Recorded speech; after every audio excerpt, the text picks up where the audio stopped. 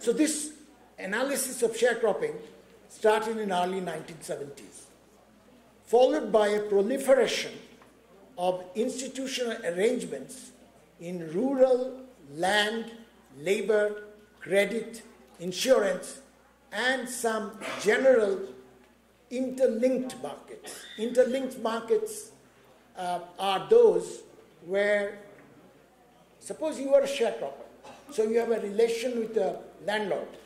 So that's an institution in the land market. But you also work for the landlord in a different field as a simple employer-employee relation. So that's a simple labor market institution. And then you also borrow from the landlord. So same two persons get involved in a land transaction, in a labor transaction, and in credit transaction.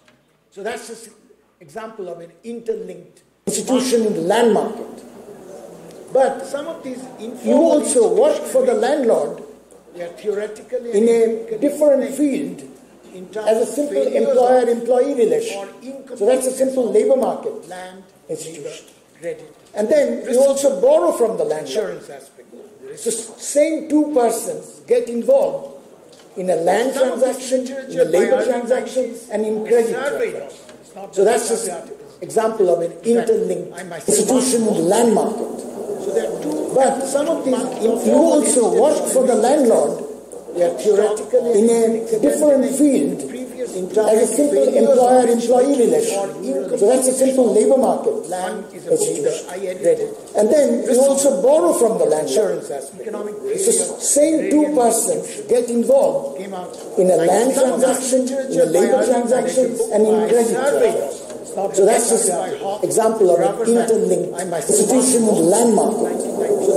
But some of these, you also work for the landlord theoretically in a different field as a simple employer-employee relation.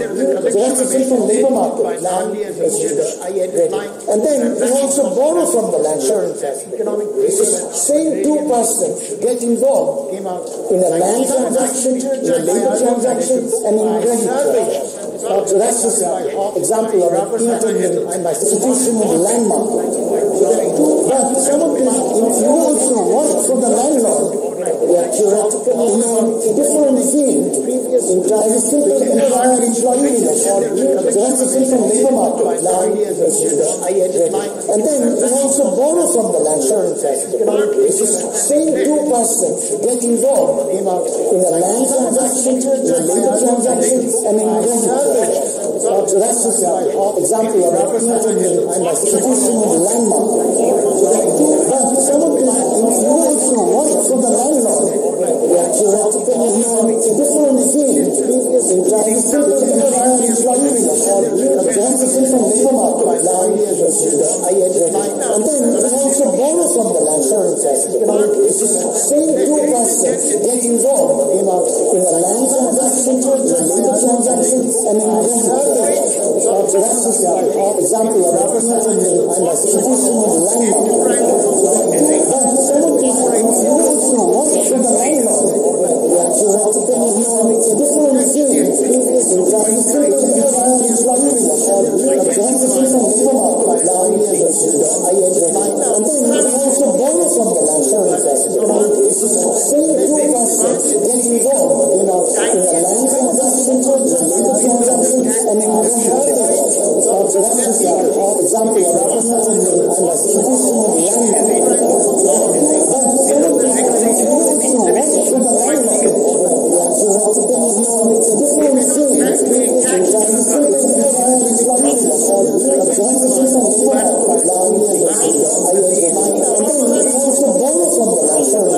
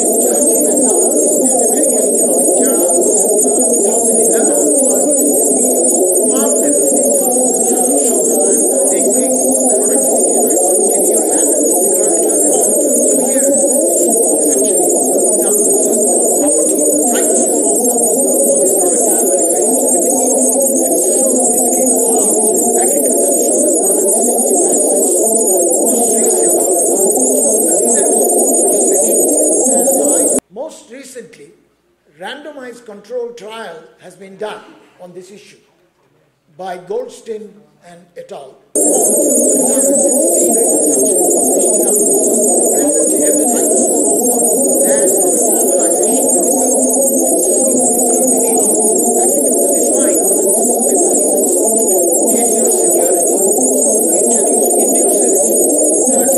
Most recently, randomized control trial has been done on this issue by Goldstein and et al.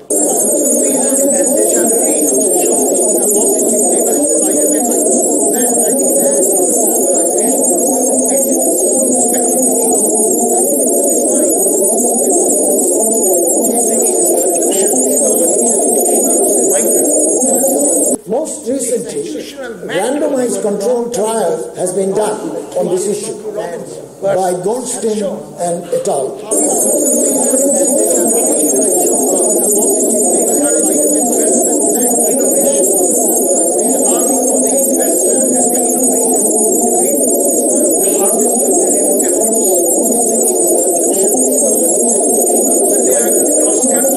Most recently, randomized control trial has been done on this issue by Goldstein and et al.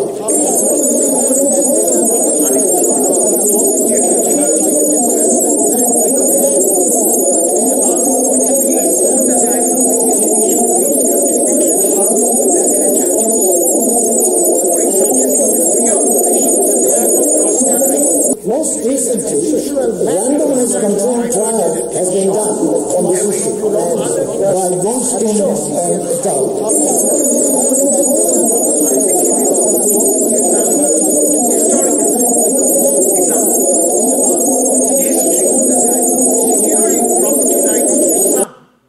Has often meant dispossessing others. Examples: the rights of enclosure in England eliminated traditional land use rights of many poor villagers from the enclosure movement. In 19th century United States, ensuring the security of property rights superseded communal tribal rights in land traditionally enjoyed by Native Americans. In recent years in Africa, land titling programs have sometimes dispossessed women of their traditional farming rights. In Latin America, property rights and land were often historically bestowed on people who were politically influential but not necessarily good farmers.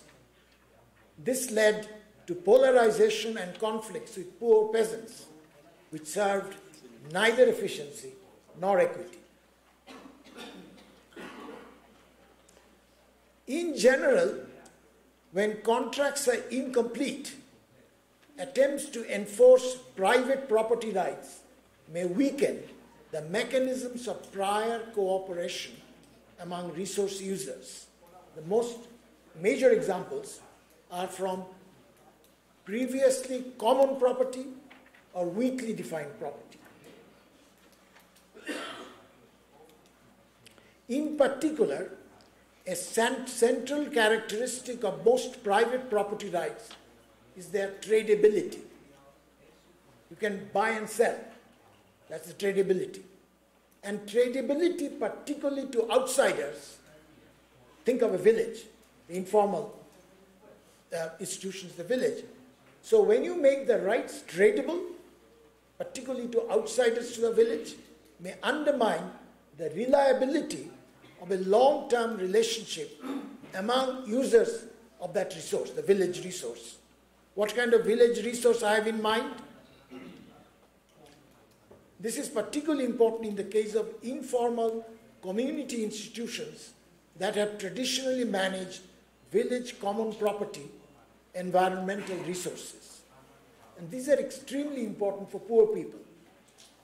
What kind of environmental resources? Irrigation water, forestry, fishery, grazing lands, etc. And these are in the day-to-day livelihood of rural poor people, these are extremely important. And sometimes that traditional informal institutions get eroded by the formal institutions. What I did, there's quite a bit of work on this. Let me just give you the example of some of my own work on this. So I published a paper in which I studied 48 informal irrigation communities in South India. And I tried to understand the traditional informal institutional arrangements for resolving water conflicts, because in irrigation, water conflicts are very important. How do you resolve them? That's an institutional arrangement. So I wanted to understand the variation across these 48 irrigation communities, variations in the way they resolve water conflicts.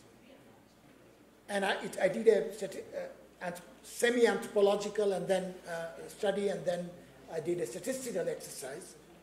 So the different independent variables which affect cooperation in resolution of water conflicts. One of the factors which negatively affect cooperation is what I call exit option. So if you have again, it's like this, if it's very easy for you to get out, then the traditional arrangements break. And that's a general kind of problem that you will face in the informal arrangements. Let me give you another example, and that's a historical example. Market-enhancing features of securing rights in one market, say credit, may undermine implicit contracts in related transactions where markets are weak, like, say, the insurance or risk markets. So it's in a sense, it's like an application of the second best theory. You try to improve in one market without doing anything about the other market, may actually give you a worse outcome. And I'll give you a historical example, this article by Cranton and Swamy. They gave an example of how, this is in colonial India, how the British introduction of court enforcement of contracts in agricultural credit markets of the Bombay Deccan in the 19th century reduced lenders' incentives to subsidize farmers' investments in times of crisis, leaving them more vulnerable in bad times, with formal insurance markets largely absent. Because the insurance market was absent, doing something but the property market did not necessarily improve. So that's a kind of an example of a second best theory applied to institutional economics. Let me now go to my fourth topic, which is related, which is formal rule-based versus informal relation-based institutions. Many developing countries in the world have a long history of indigenous mercantile institutions of trust and commitment based on multilateral reputation mechanisms and informal codes of conduct and enforcement. Examples? Well, there are many such examples in different parts of the world. Some of the examples I give here are from Asia and North Africa. Institutions of long-distance trade and credit abound among mercantile families and groups in pre-colonial and colonial India, among Chinese traders in Southeast Asia, among Arab trading diasporas in West Africa, and so on. I don't enough knowledge about Latin American mercantile communities. I'm sure you can find some. The institutional economics literature suggests that these traditional institutions of exchange in developing countries often did not evolve into more complex, impersonal, open, legal, rational rules of institutions of enforcement as in early modern Europe. This is a major point that Douglas North has made. This is a major point Avner Greif has made. So these traditional institutions did not become impersonal, and they emphasized the need for such an evolution for the sake of development. But the dramatic success story of rapid industrial progress in Southeast Asia in recent decades, often under the leadership of Chinese business families, suggests that more group-based or collectivist organizations can be reshaped in particular social historical contexts to facilitate industrial progress, and clan-based or other particularistic networks can sometimes provide a viable alternative to contract law and impersonal ownership. This clan-based is what I'm calling is an example of a relation-based institution. Many business historians, in fact, this literature is now recently surveyed in an article by Avner Greif and Guido Tabellini. They show how clan and lineage-based institutions in China have for centuries substituted for weak formal institutions, how they resolved private disputes and provided local public goods and services and mutual aid arrangements. Even in the last 3 decades, that was about history, but even in the last 3 decades, after economic reform started in China, allowing private firms to thrive, Ni and Opper, in a book, have documented and described, and they call it capitalism from below, and they show how it's based, in general, what the Chinese called guangxi relation. Guangxi is a rough translation would be network. Guangxi relations and intra-clan help in finance and protection of property rights from official predation. In a study of 72 Chinese entrepreneurs outside China, in Hong Kong, Taiwan, Singapore, outside mainland China, in Hong Kong, Taiwan, Singapore, and Indonesia, Redding shows how through specific social networks of direct relationship or clan or regional connection, they build a system dependent on patrimonial control by key individuals, personal obligation bonds, relation contracting, and interlocking directorships. Let me now talk about the advantage and disadvantage of such relation-based, clan-based organizations. The advantage of these organizations, institutions, are strong when the ambiguity of performance evaluation is high, and when goal incongruence is low. In other words, the goals of the different clan members are not that divergent. So then they have advantage over market relations or bureaucratic organizations. In clan-based organizations, goal congruence and thus low opportunism is achieved through various processes of socialization. Performance evaluation takes place through the kind of subtle reading of signals observable by other clan members, but not verifiable by a third-party authority like a court.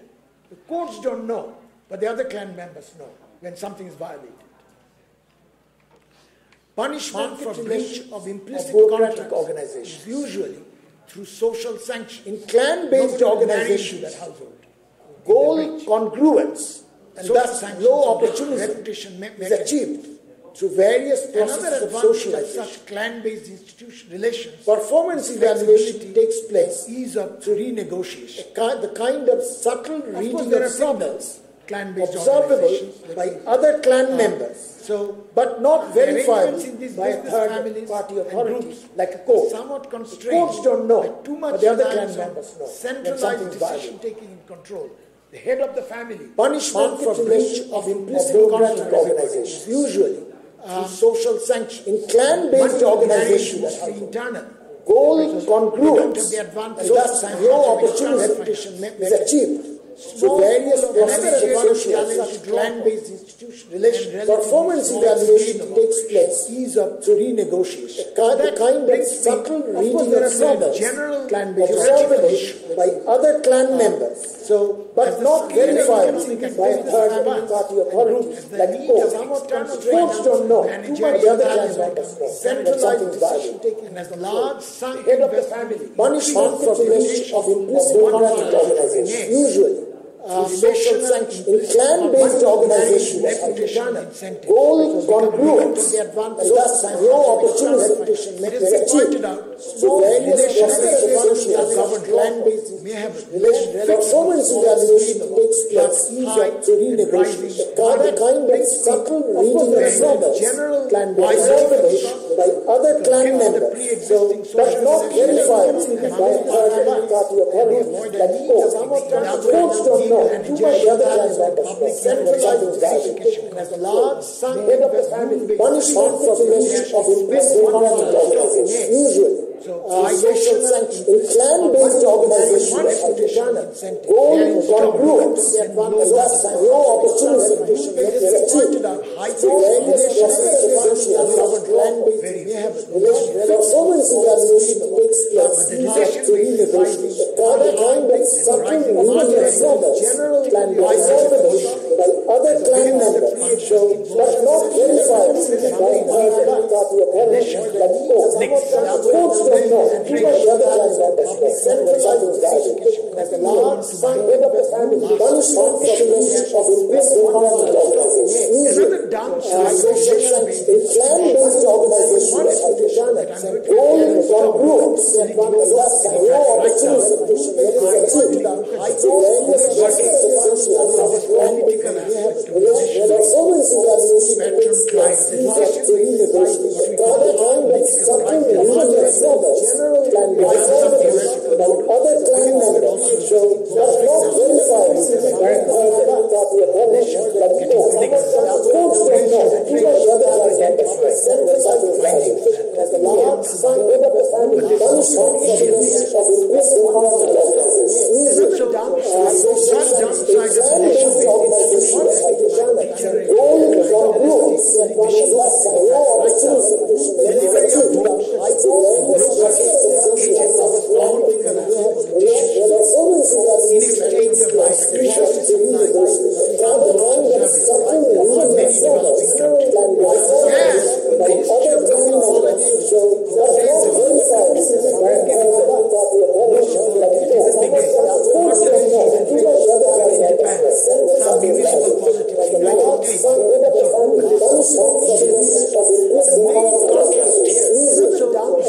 Scientific politics, programmatic,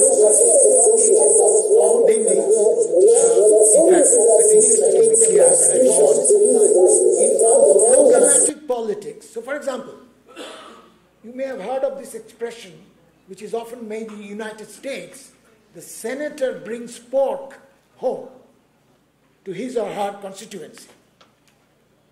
But the pork is in the form of, say, highway. It's not a clientelistic delivery of products, even though you are bringing to your constituency. So it's pork.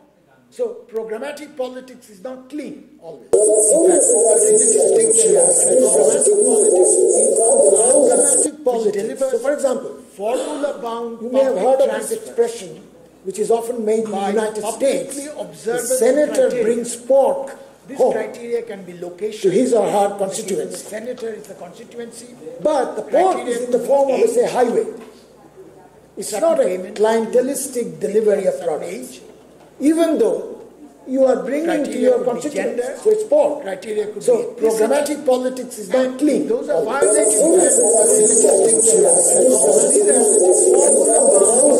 politics. For example, formula-bound. You may have heard of this expression, which is often made in the United States: the senator brings pork home to his or her constituency. The senator is the constituency, but the pork is in the form of, say, highway. For one reason or other, it's not a clientelistic delivery of products, even though you are bringing to your constituency. So it's pork.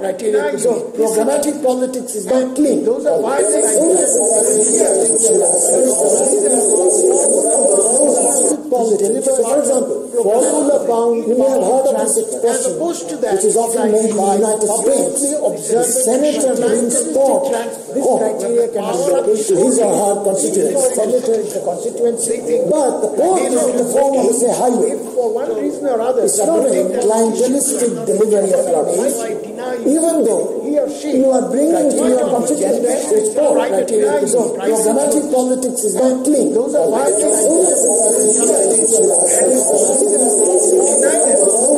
politics. For example, formula bound, we have heard of this expression, which is often made in the United States. The senator brings thought, this criteria can be available to his or her constituents. Senator is the constituency, but the port is in the form of a highway. For one reason or other, it's not a clientelistic delivery of products. Even though you are bringing to your constituents its port criteria, so your grammatic politics is not clean. Those are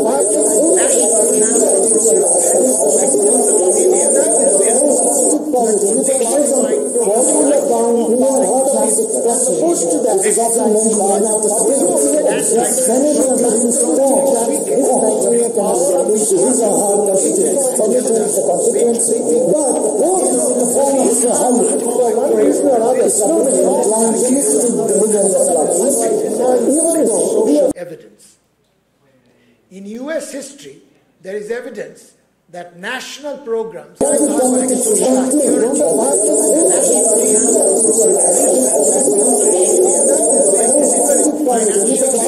directly to the poor made them less dependent on the clientelistic political machines run by local bosses. So if you're interested, I and Dilip Mukherjee have now several articles on the rise and decline of clientelistic politics, and we have a theoretical model and also some empirical work. If you are interested, you can go either to Dilip's website or my website for the relevant papers. I'm going to actually I'm going to stop here because I was going to go on to some policy implications, but I noticed that after coffee break, I'm supposed to perform in a panel on policy. So I have to say something there. So I'm going to deny you the next section, which was on policy implications of informal institutions, informal sector and institutional economics. So with that, let me just summarize and say that I hope I've given you enough examples of how the neglect of the informal sector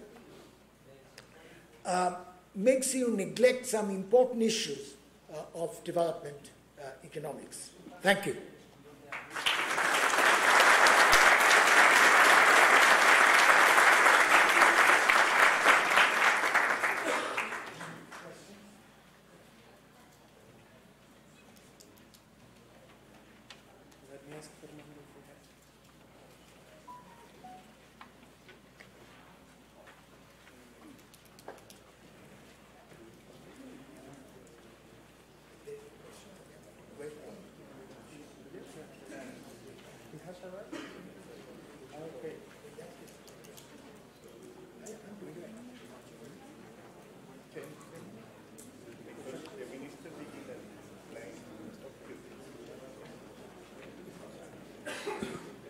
We will now have 10 minutes for questions for Professor Bardan. So if any of you would like to ask a question, please let us know.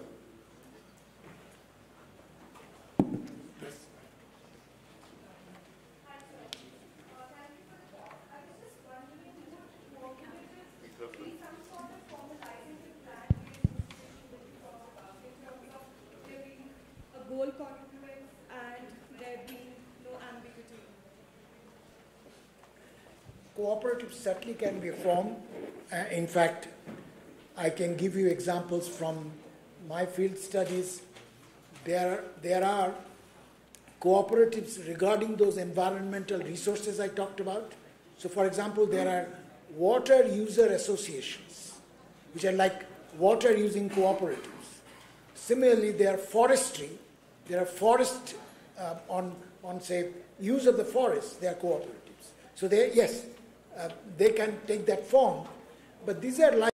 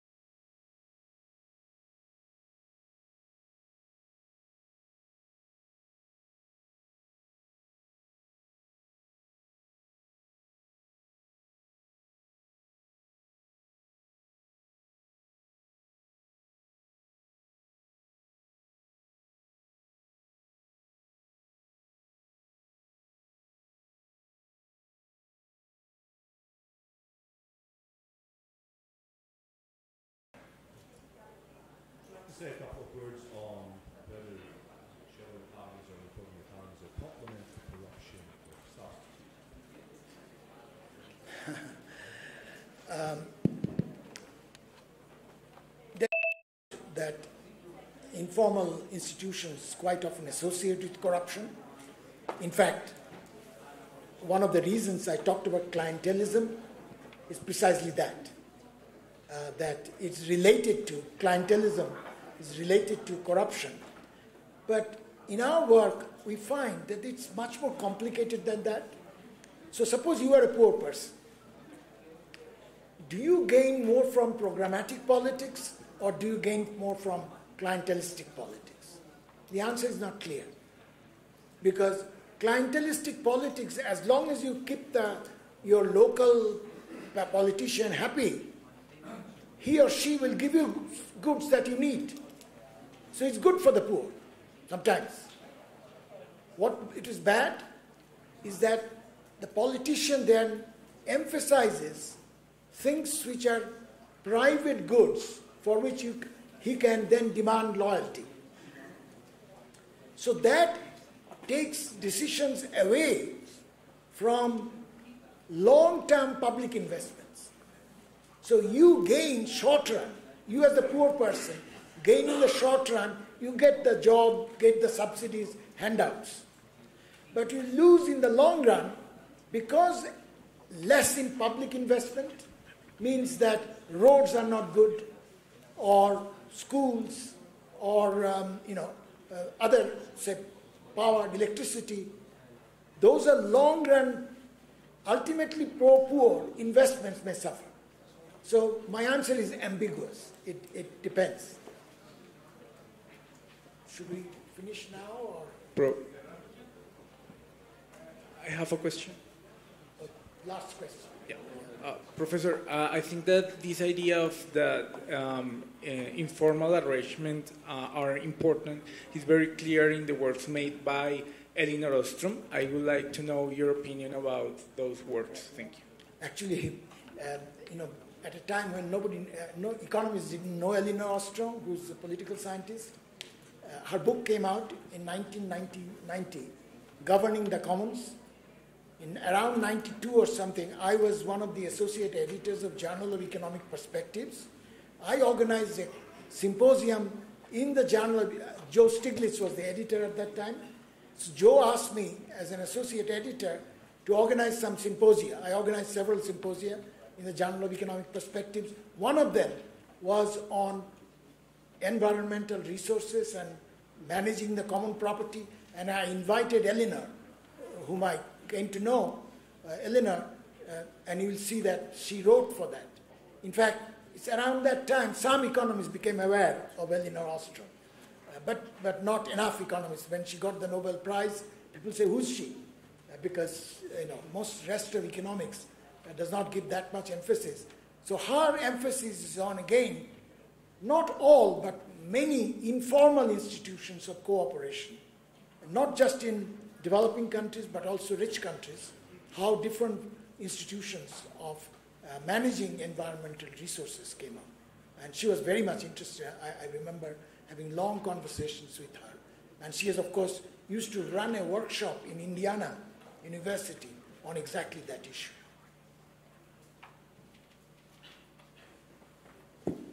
Thank you, Professor Bardan, for such an enlightening presentation. We will now follow up with the presentation carried out by the... Of course.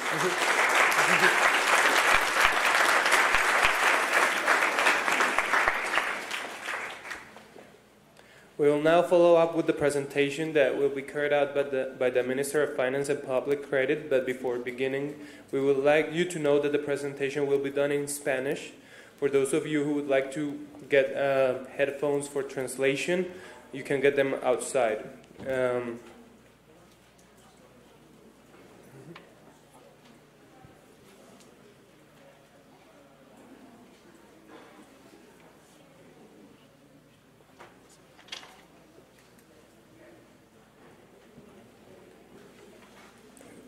So I was telling you that the following presentation will be done by the Minister of Finance and Public Credit. We are overjoyed to welcome Dr. Mauricio Cárdenas Santamaría, Minister of Finance and Public Credit of Colombia. But they're telling me that he's waiting outside, so we'll wait for a few minutes to start. The presentation will begin in 5 minutes.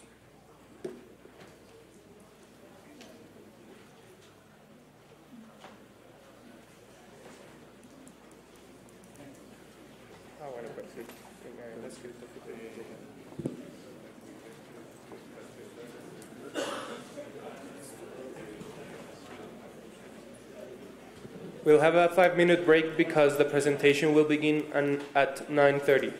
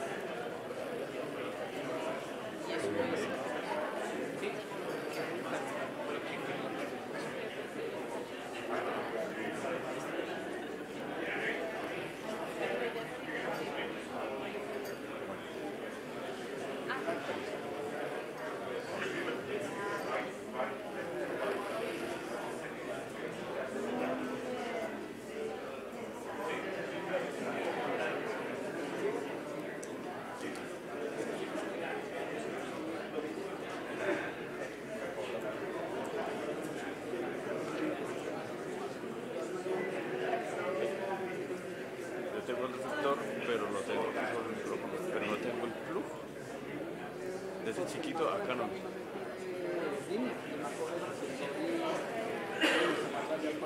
Sí, porque yo lo tengo acá, se veía como eso. Lo tengo así. Pero si yo tuviera un plug acá no. ¿El plug acá no? Sí, espérate un momento. Porque nomás con el que le envíe la línea. Pero se la cambia acá, nosotros se la llevo. No, pero es que le envíe la línea. No sé, esto es yo,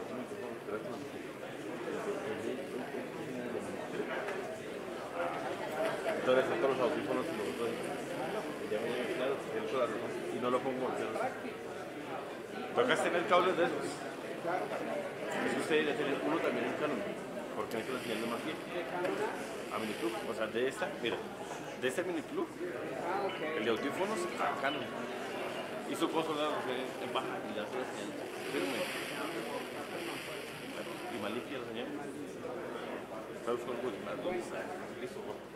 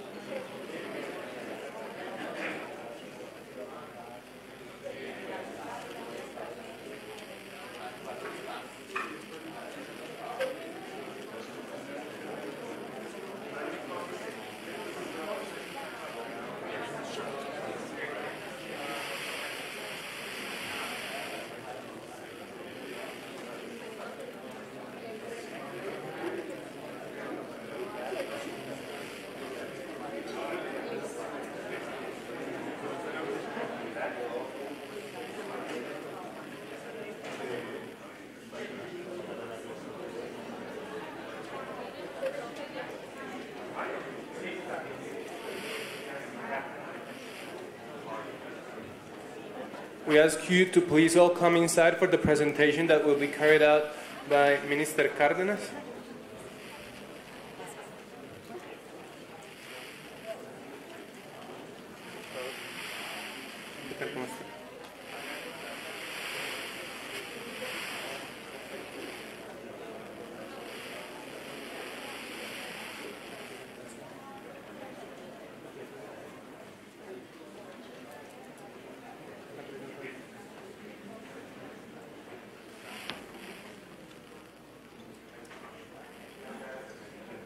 Perfecto.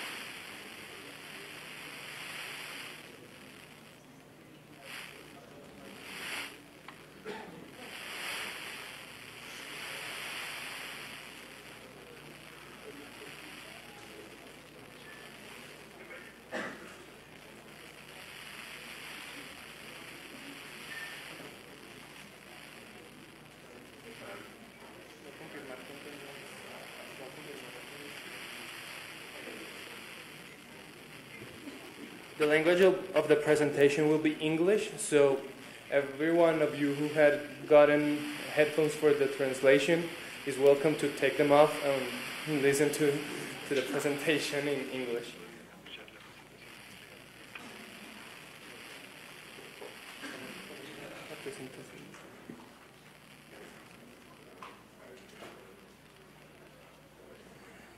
Para las personas que hablan que prefieren escuchar la conferencia en español, entonces los invitamos a que tomen un traductor afuera.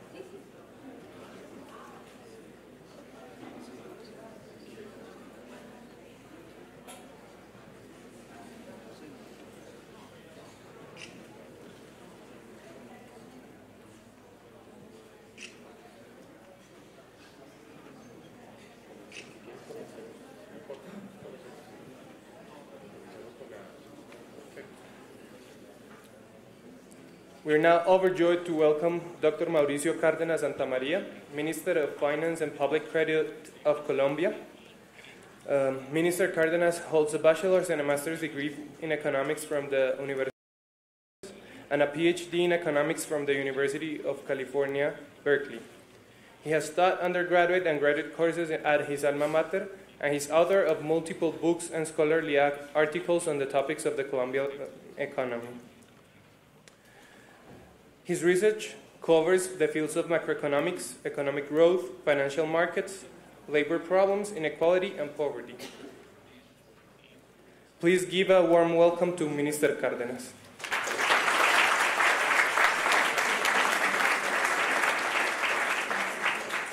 Well, thank you very much. I have to apologize because my Spanish. Now the organizers are making me aware that we have a number of guests, so I think it's better if I speak in English, even though the slides will be in Spanish, but I'll try to translate them as we present them. Thank you for hosting the conference. This is a very interesting topic, and thanks for inviting me. Well, this is the first conference and the first public event that I participate since the OECD finally admitted Colombia as the 37th member. This was last Friday. We're extremely happy about this. In fact, we're going to be signing this week our membership, and we'll become full members. And it is fantastic for Colombia, not because the OECD is the club of the rich countries, which we don't think it is. We think it's the club of the good practices. We think it's the club of the countries that do things in the right way. Getting through the OECD was a very long process, more than 5 years during the accession process. And it's very fitting that we have this conference about informality in that particular context, because one of the topics that was very important in the accession process is the issue of labor and business formality. That's one of the key standards of the OECD. It's one of the key areas of interest. Early on, during our accession process, we began working on this issue through different mechanisms. Initially, through changes in our tax legislation, especially in relation to payroll taxes, which I'll talk about later during this presentation. But in the more recent phases of the accession process, the Labor Committee of the OECD was very engaged in ensuring that Colombia had enough inspectors and enough incentives and the adequate budget for the inspectors of the Labor Ministry to enforce the legislation. So this is not just about giving the right signals through the tax system, but also in ensuring that whatever your tax structure is and your labor code is, you have the capacity to enforce it. And one of the most difficult elements in the accession process was precisely that, the enforcement, which means having a Ministry of Labor that is adequately financed, that is strict in applying the legislation, and respecting labor rights.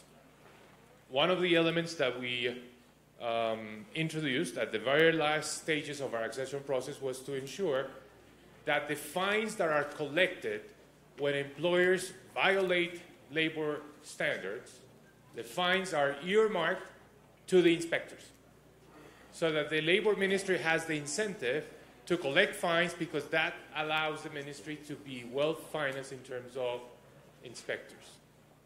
And this is one thing that happened this last semester. So very nice to have this conference on informality, very nice because it is a topic where I think Colombia has made a lot of progress, but we still have more work to do. This is the main message. It's not enough with what we have done. So let me go through the slides that we had prepared.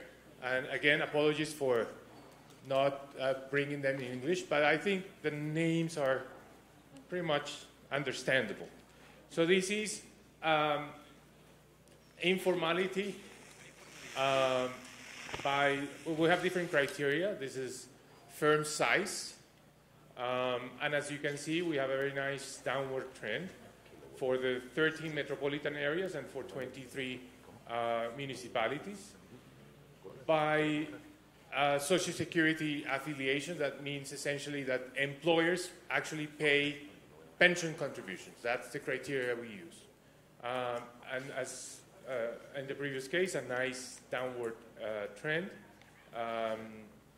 which especially is quite strong in the case of the municipalities, especially the metropolitan areas.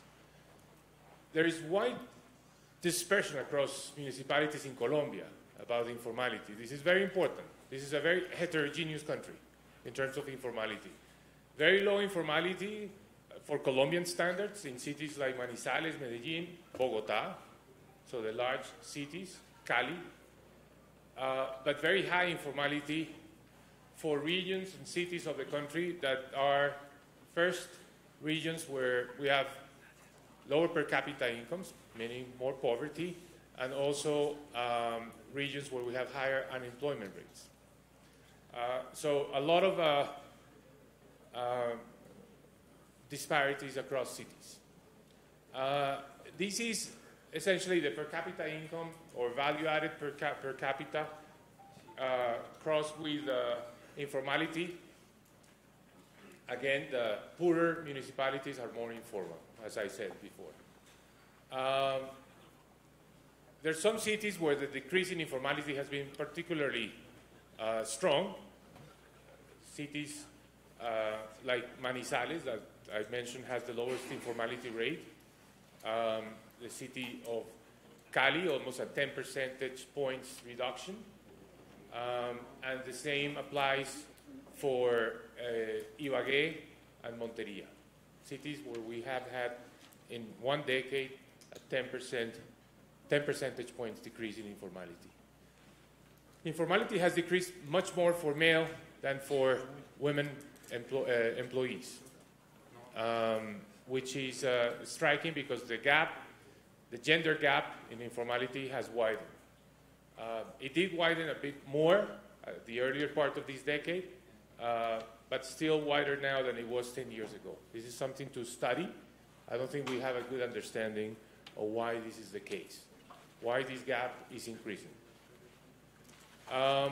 In terms of age groups, the group where we see the sharpest reduction is 26 to 45 years. Again, the 10 percentage points decrease.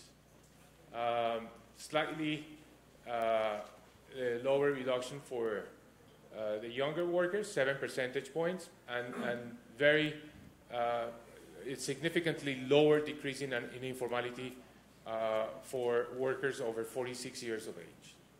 So again, differences in terms of age groups. And not surprisingly, informality changes a lot across educational groups. Those with higher education have much lower informality, 25% of workers in Colombia, compared to those that do not have higher education. Well, there is a very interesting paper by Cristina Fernandez and Leonardo Villar doing a taxonomy of informality. And the taxonomy basically says that there are three groups. There is one mixed group, but the ones with higher education is more a voluntary informality. And the reason is that employees or workers with higher education compare the cost benefit of being formal versus being informal. And for those that choose being informal is because it makes sense from an economic point of view. Whereas in the case of workers with very low levels of schooling, actually primary or less, it's not an option. They don't find easily jobs that are formal because their productivity levels are very low. In the case of workers with secondary education, it's more the barriers that exist to the creation of jobs because of regulation and because of policies, especially tax policies. So this is an interesting taxonomy that essentially says that it depends on the level of education, what is the right policy to tackle the issue of informality. So what we have done is already well known. It's been studied.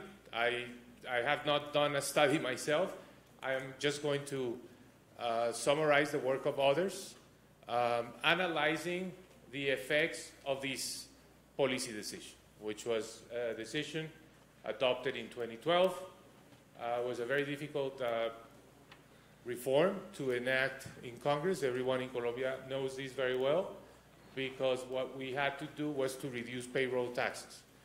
And we reduced payroll taxes from 29.5% to 16%. So essentially, this was a policy based on a number of studies that we had done previously in Colombia in general, but many of us interested in these topics had discussed the issue of payroll taxes and how they were very detrimental for the cause of having a more formal labor market. Just a word about these payroll taxes. What still remains, this 16%, is essentially a pension contribution, which is 12%, and a 4% contribution to the cajas de compensación, which is it's a contribution that employers make on behalf of their employees to a type of institution that is very peculiar to Colombia, which essentially does a lot of things. The cajas de compensación, apart from paying a subsidy to the workers that have less than 2 minimum wages, they engage in health, they engage in education, they engage in housing, they engage in a lot of things. They're essentially private sector entities. But that's the 16%.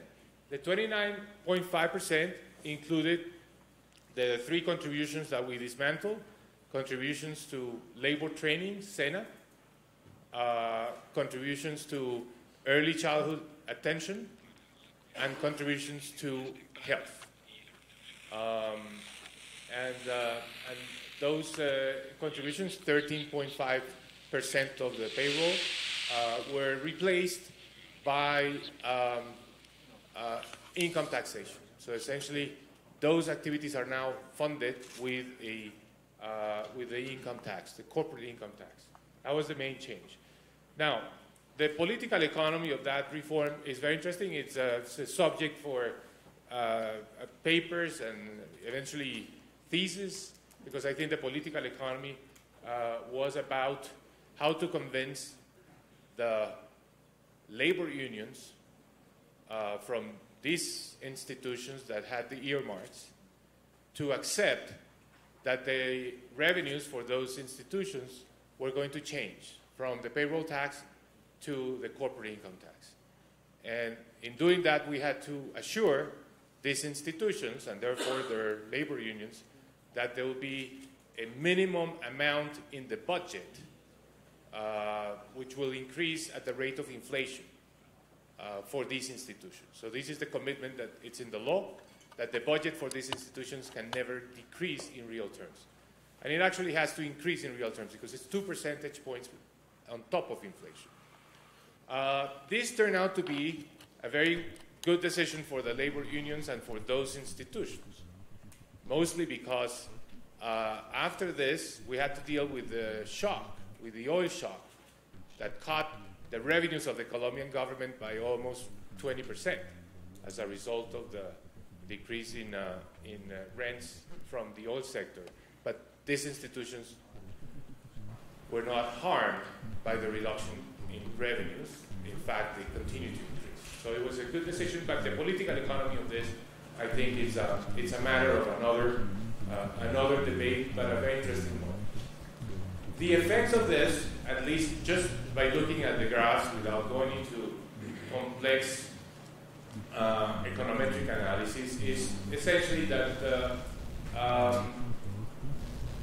labor informality in Colombia was about 70%. For the country as a whole, is now 63%. And in the main 13 metropolitan areas was about 58% prior to the reform, and last year was 49%. So we are saying this very loudly and very proudly too, that for the first time in our history we have more formal workers than informal workers in our main cities, which is the main message. It's a very important transformation. Now, of course, what this reflects is that labor employment has been growing at a higher rate than informal employment. And in fact, informal employment has been decreasing, whereas formal jobs have been increasing, which is, I think, a very interesting outcome. So we need to explain, and I think this is the topic of this conference, why is this? Why is this the case? Why informal jobs are falling?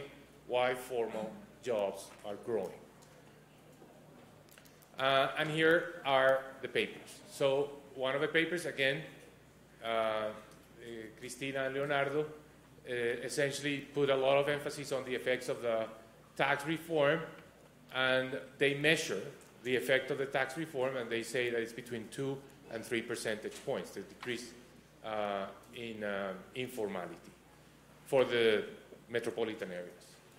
And that the group of workers that most benefited from this is the workers with ages between 25 and 50. Another paper by the central bank, Carlos Medina and Morales, they also estimate a positive and significant effect of the reform on formal employment. They measure it in terms of the number of jobs that were created in the formal economy between 213 and 225,000. In the long term, there will be a greater jobs dividend. And that's a nice thing also. We haven't seen this before. It's not just the quantity, it's not just the number of jobs, but it's also salaries that increased as a result of the reform. Another paper from another group of colleagues, Raquel Bernal, Marcela Slava, Marcela Melendez, Pinzón, they also find effects. They consider that the effect was a 4.3% growth in employment and a 2.7% growth in salaries. And the number of jobs still positive, a bit lower than the previous estimate. And the interesting effect that this was all concentrated in small and medium enterprises. That's another nice consequence of this. And Kugler and Herrera, another paper, which coincides in terms of the effects. They find that the level and the share of permanent jobs, this is a very interesting dimension here, it's permanent versus temporary jobs. And what they find that this increased, the reform increased the number of permanent jobs relative to temporary jobs. Again, that it was stronger in the case of small firms and stronger in the case of workers that earn lower wages. Of course, because they are the ones that are more likely to be informal. They think that it's possible that entry into the formal sector generate hysteresis in the sense that once you are there, it becomes harder to leave, that the dynamics are in favor of people increasing their probability of remaining in formality. So that speaks well about the reform, that they introduced effects, but as I said at the beginning, it's not enough. I mean, we have to think about, first, other explanations for informality and other forces that are explaining why the informality rate in Colombia is still relatively high, still very high. I mean, we're going to be probably the country in the OECD with the highest informality. So we have to tackle that. So education plays a very important role. And as we showed before, if you look at the levels of education, the workers with higher education are much more less likely to be informal. So that puts the emphasis on increasing the level of education of the workforce, the years of schooling. So where we had the highest disadvantage is in relation to higher education. This is the percentage, this is the tertiary education enrollment rate in Colombia. 37% at the beginning of this decade. Last year was 52%. So this is a dramatic increase as well. We have never had in our history such a large increase in the enrollment rates in tertiary education. And of course, this is the result of putting more resources into higher education. Look at the comparison between the education and defense expenditures by the national government. So for many years, defense was the #1 sector in our budget. For decades, it was the #1 sector. Of course, with peace, we have been able to change that. And we have been able to reduce expenditures in defense and increase expenditures in education. And this is interesting. This is despite the sharp adjustment that we had to go through as a result of the oil shock. Because again, remember that with the oil shock, we lost 20% of the revenues of the central government of Colombia. But because we adopted a strategy that we call intelligent austerity, which is essentially we cut on sectors that were not central, were not essential, but we were able to continue investing more in other sectors, especially in social sectors. We were able to do this: reduce expenditures in defense, increase expenditures in education, increase enrollment rates in tertiary education, and look at this. This is the number of workers. This is back to household surveys. The number of workers that have tertiary education. 17% of the workforce at the beginning of the decade, 22% of the workforce now, which means that as the workforce has more years of schooling, it's less likely to be informal. This is very important. Educational policies play a very central role. The fact that we have less informality, the fact that formal jobs are better paid, the fact that we have more education, meaning workers that have, again, more productive and better paid jobs, has helped Colombia decrease poverty. This is multidimensional poverty. This is the metric. Well, in terms of individuals, more than 5 million Colombians have less poverty, according to the multidimensional measure. Monetary poverty, or income-based poverty, has also decreased. In this case, almost 10 percentage points. You can see that the 10 percentage point decrease is like all over the place. And this is the Gini coefficient.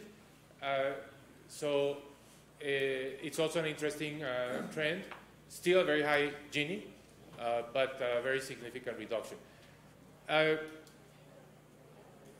Prior to joining the government, when I was writing about these things at the Brookings Institution, I said that, yes, Latin America had a fantastic decade with high commodity prices, and that Latin America had been able throughout the previous 10 years to reduce poverty, to reduce inequality. There are very nice papers by Nora Lustig and many others. But I said at that time that that was probably the result of the high commodity prices, and that when we had the end of the commodities boom, that would all come to an end. Because this was a way, essentially, of reflecting that governments had more revenues, they transferred those revenues to, if the transfers were well targeted, this was going to result in a reduction in poverty. And that actually was what happened in Brazil and in almost every country in the region, despite the ideology of the governments. Well, I was wrong. I'm very happy I was wrong, that we had the end of the commodities boom in the case of Colombia in 2014, but that we were able to continue reducing poverty and inequality despite the fact that we had much lower government revenues. And this is I think this is the consequence of having done the right adjustment in macroeconomic terms, which means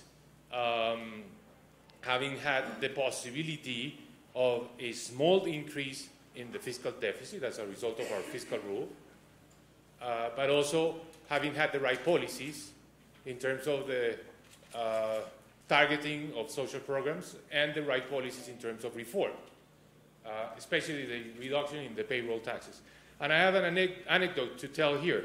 When we were at the very final stages of the congressional debate on the reduction of payroll taxes, Christine Lagarde came to Colombia. That was a very nice coincidence. The plenaries in the House and the Senate were very reluctant to approve that reform because of the pressure from these institutions that were going to lose their earmarks. ICBF, SENA were very adamant against the reform. So we had a very difficult moment, and the reform was about to fail. And she came here right on the eve of the plenaries in the House and the Senate, and she made very positive comments about this. And she said something that I think is, you know, when you look back, it's completely right, what she said. She said, in 2012, when we were discussing this, we were at the height, the peak of our oil boom. And she said, this is the best way in which Colombia can prepare itself for the next phase, which is the phase of the decline in commodity prices. And she was absolutely right. It was the best way in which we could prepare for the shock, which hit us very hard, but hit us in a way where we didn't have really a significant reversal in terms of social progress and in terms of the performance of the labor market. We were able to deal with the shock, keeping our unemployment rate relatively stable. And the reason is our labor market works a lot better now than before because it has more flexibility. So the point is, this was a combination of policies that allowed Colombia to continue to progress on the social front despite this major oil shock. Informality plays a role on its own in the multidimensional measures of poverty. As you can see, this is the component of informal jobs in the multidimensional measure of poverty. All right, so this is the unemployment rate. The 13 cities and age groups. And the number of months, the duration spells of unemployment have fallen, which is very good. It means the labor market is working a bit better. No one has established a connection, and since this is an academic conference, so there are a number of open questions here. For example, the gender gap. Another question is whether there is a link between the reform, the payroll taxation reform, and the duration of unemployment. I can only point to the fact that these two things happen at the same time, but I cannot establish any causality about that. Okay, and just one final word about not labor, but firm informality. So the total number of firms that are registered are 1.6 million firms, of which 96%, 97% is small. Actually, very small. microenterprises. And one interesting aspect here is that the survival rate of microenterprises is increasing. This is based on the microenterprises survey of DANE. That's another interesting fact. From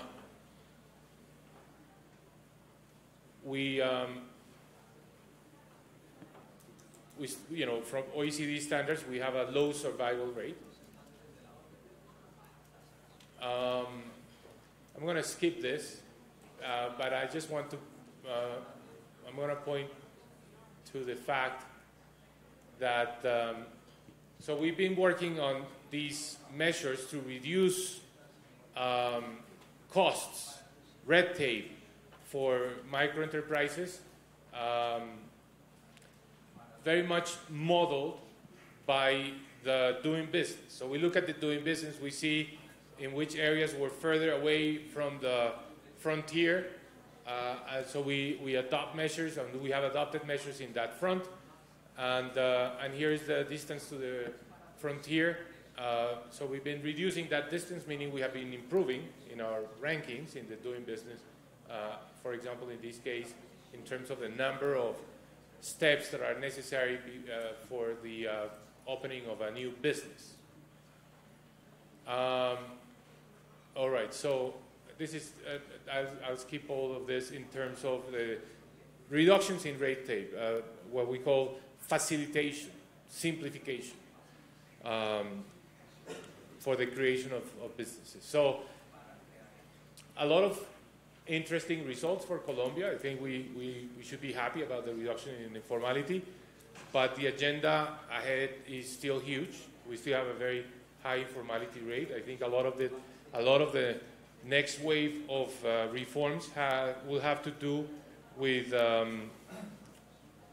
education and enforcement, ensuring that we have better enforcement of the legislation.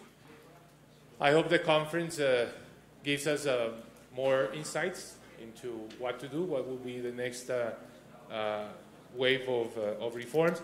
And on the micro enterprise, the firm informality or firms informality, we're preparing a compass.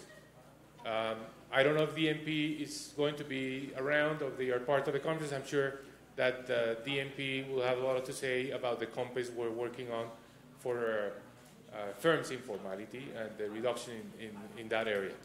So I think I'll stop here, and thank you very much for your interest.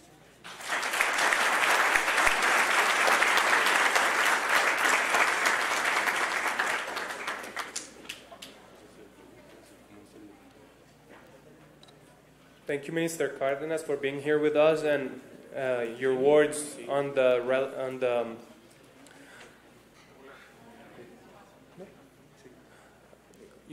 dynamics of informality in Colombia and the challenges we're still facing looking forward in our country.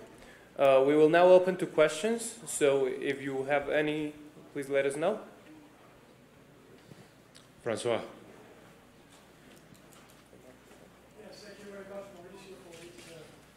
Very nice presentation, I think, which opens up very, very well this meeting. My question is really about this reform. You tend to impute a lot of things to this reform, but the estimate that you mentioned, and not only the first one, but the others, basically estimate that the drop in informality is around 2%. When you look at the whole curve, it is much more than 2%. So my basic question is, what are the other forces which contributed to that? Is it education, as you suggested it at some stage? Is it essentially growth taking place? What is your view about the other forces which are pushing informality down? I think that the estimates of the studies were done with very preliminary information. So some of these papers are 2 years old. They, of course, looked at the very initial effects of the reform. So I wouldn't be surprised that if with more data, the effects of the reform can increase a bit. I don't think they're going to explain the entire reduction in informality, which was 10 percentage points, but say half of that, maybe 4 percentage points as a result of the reform. So we also have the issue of education. I think that's already a fact, but no one has done the paper about establishing the connection between education and informality and whether the increase in the years of schooling of the workforce or the percentage of employees that have higher education, what's the consequence of that in terms of informality. But I'll guess that that also accounts for a fraction, maybe 1-2 percentage points. The rest is, so there is a debate here. Some argue that there is another law which we haven't really assessed, or there haven't been as many studies as there have been for this payroll taxation reform, which is a law that was enacted at the very beginning of this administration in 2010, which is called La Ley de Primer Empleo, the law of the first job, which essentially did this. For firms that were created, there was a reduction in a number of taxes, including payroll taxes and corporate taxes as well. So that law potentially had some effect, and I think it's still an open question. The law of the first job is an incentive for the creation of new businesses, small businesses, and growth. So growth growth can actually play a role, but keep in mind also that we've had lower growth since the oil shock.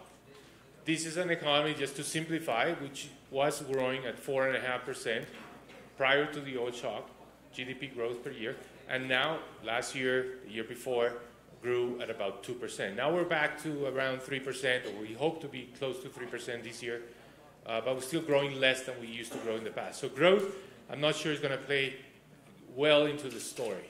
But I can't assure what the answer to your question is, but I put my bets on education. I think education will could play a role which is similar to the payroll taxation reform.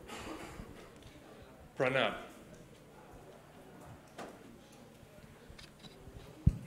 I have a minor question, Mauricio. Puzzle which you referred to about the gender gap increasing.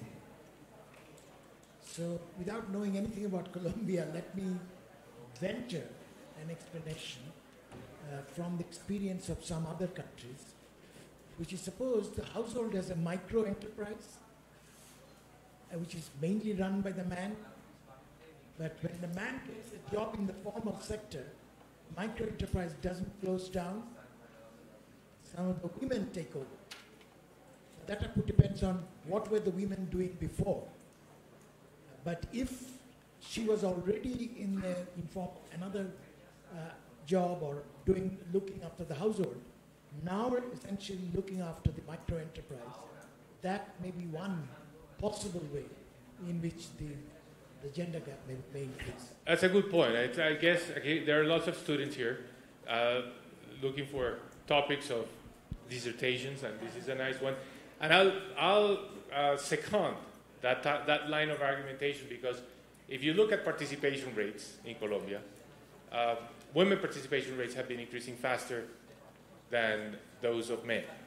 So that, I guess, is consistent with your hypothesis. Thank you for the great presentation. I'm assuming the statistics that you gave us based on the estimates of the informal economy are from the legal enterprises, from the legal sector. I was wondering if you have any estimates regarding the contribution of the illegal sector to the informal economy, and I mean, so there is a reduction in informal sector, informal economy in the legal sector. If perhaps there's a transfer from the legal sector to the illegal sector, those informal workers. Or, so, yeah. So let me first, to clarify one point. So we use two completely different sets of data for looking at informality. When we look at labor informality, is household surveys, which is 90% of my presentation. There is another survey, which is not as continuous as the household surveys, which is monthly, which is the micro enterprises survey that DANE conducts, which only has a few observations, a few number of years, and it's I heard, but I like to hear from the DANE that they changed the micro enterprise survey so that it's not necessarily comparable to what they used before. But the point for your question is the micro enterprise survey does not look just at formal firms. It looks at formal and informal. So, what the micro enterprise survey says, I went a bit fast on that part, is that you can have different criteria for deciding what's formal and what's informal in the case of a firm. Whether the firm has paid taxes, has accounting, that's the most strict definition of formality, and many firms, 2/3 of the firms, are informal. Or whether the firm has the registration in the Chamber of Commerce. And that's the less strict definition of informality, and the fewer informal firms by that definition. But that's another survey. I didn't go into the details of that survey. What most people have looked at that survey conclude is that the affiliation to the chambers of commerce, to the registration, it's an obstacle because it's expensive. And when I mentioned that the COMPES, it's being prepared, has ideas about that, it's along those points. It's the idea of making it easier for firms to register. But so DNP is coming to the conference? Yes? So they'll talk about that. Any other question? Yes, you had a question. Thank you for very interesting presentation. I do have two questions. So during the presentation, you actually emphasized that it is important for the illegal firms or informal firms to actually register and work in the proper manner. Do you think it's actually more beneficial for these illegal firms to actually legally register, or these illegal firms just close down and work in the formal sector as an employee? That's the first question. And then the second question is, you showed about this formality is increasing. Is there some kind of evidence about internal margin? What I mean is, like, there are lots of regulations in labor regulation, and then those firms actually keep all the regulation, or there is some kind of off the book hiring, like not paying minimum wage or not paying all the health insurance, but actually in your data you actually can just count all of them as of a formal sector economy increasing. Thank you. It's a good point. Yeah, other things can be happening that can explain this, and we could be accounting for many other things by just looking at this change in legislation, the payroll taxation. But what could also drive informality, one favorite topic of the analysis that we've done in Colombia is the minimum wage. So our minimum wage is relatively high relative to the medium wage. This has been the case for many years, and that hasn't changed. That hasn't changed because our legislation has a built-in mechanism for that to happen, which is that the minimum wage can only increase in real terms. So the difference between the minimum wage and the medium wage is not decreasing. So there's nothing happening on that front that will help the cost of formality, because the minimum wage, if anything, has increased in real terms. Since 2010, the minimum wage has increased, I think, in real terms about 8%. So that doesn't help the argument of the reduction in informality. And I can think of other things that could, like policy changes that are important and significant that could explain these changes in informality. Your first part of the question was about the firm informality, legal versus illegal. So I think we have to be careful here about the terminology, because what we're discussing is formal versus informal. So we do have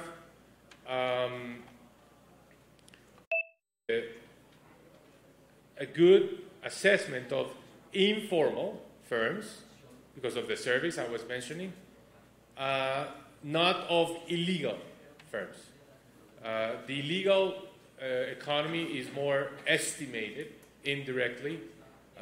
We do some estimations of that. It's very related to drug trafficking, so we have estimates in our GDP based on the hectares that are cultivated with illegal crops or illicit crops, but that doesn't really account for a very significant fraction of our GDP.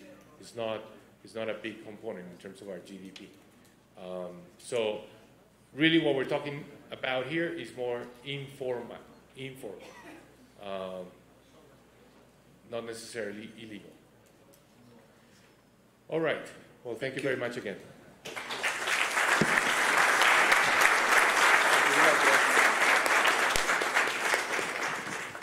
We thank again Minister Cárdenas for accepting this invitation to come over to this conference, and we hope that the results from it shed light on the challenges we're still facing in this topic. We'll now go on to a coffee break that will last until 11 a.m. When we're back, we will be having the panel of experts about regulation, social policy, and informality.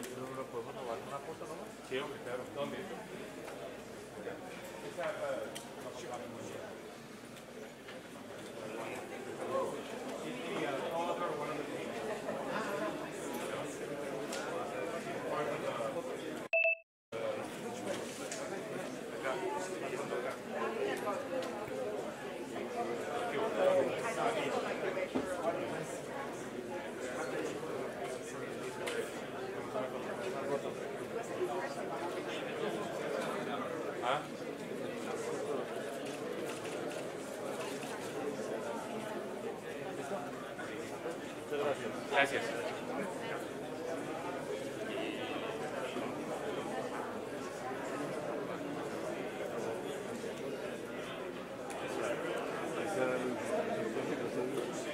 ¿Sabes? Por el día te digo que se toca es ahí mismo. La verdad es pierde 2 minutos.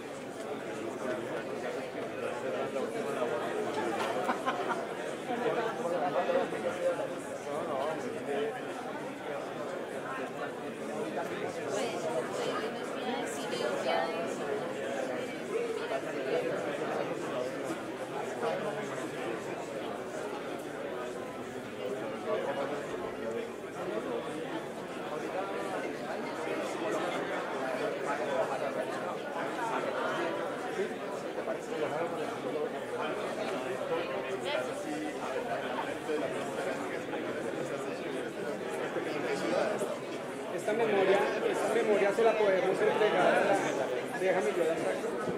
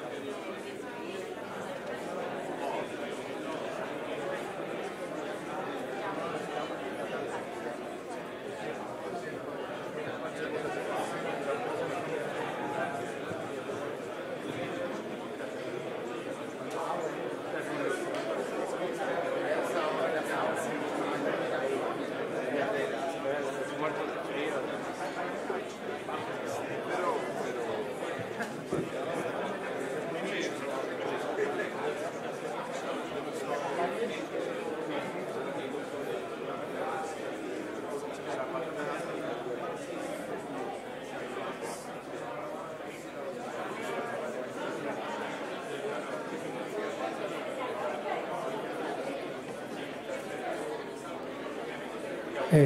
Hola,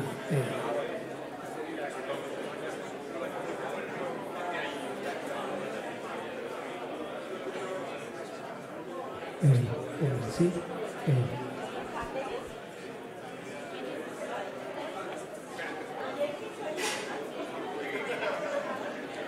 Hola, sí.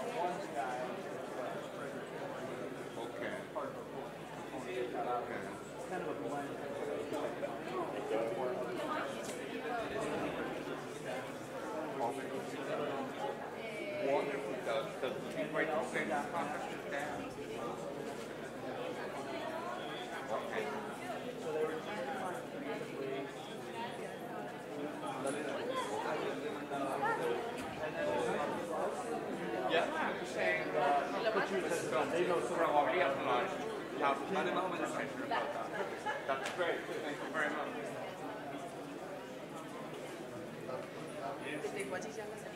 Sí, parece un mágico.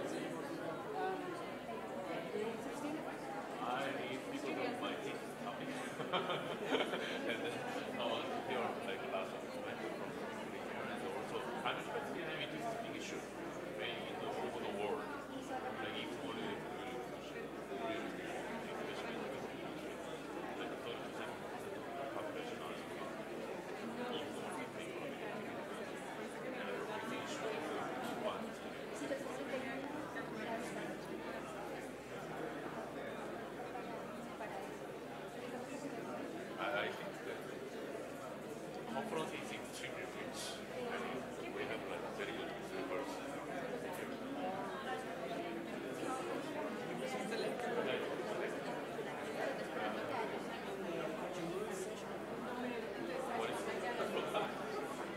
Like, I mean, economic informality, my paper is about meaningful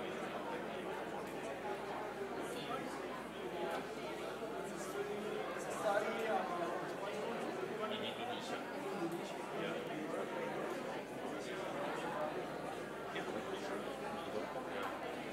I do distinguish two kinds of informality. One is external and the another one is informal. Internal informality is external. Related to the question that I asked to what I mean informal, internal informality. The guys working in the formal sector and then not getting the serious because there is a huge rate. So like let's say if I work in the formal sector and I'm actually eligible to get several minimum wage, health insurance, for as well as pensions. I don't get anyone, even though I actually work in the it actually happens, right? Because these people are actually don't have a contract. Yeah, they are actually just being hired also. So I do find that with minimum is like people who use the work externally find that job in the form of Hola, hola, hola, hola. Hola, hola, hola, hola, hola, hola, hola, hola, hola, hola, 48, input, micrófono, input 2, input, hola, hola, hola. No veas.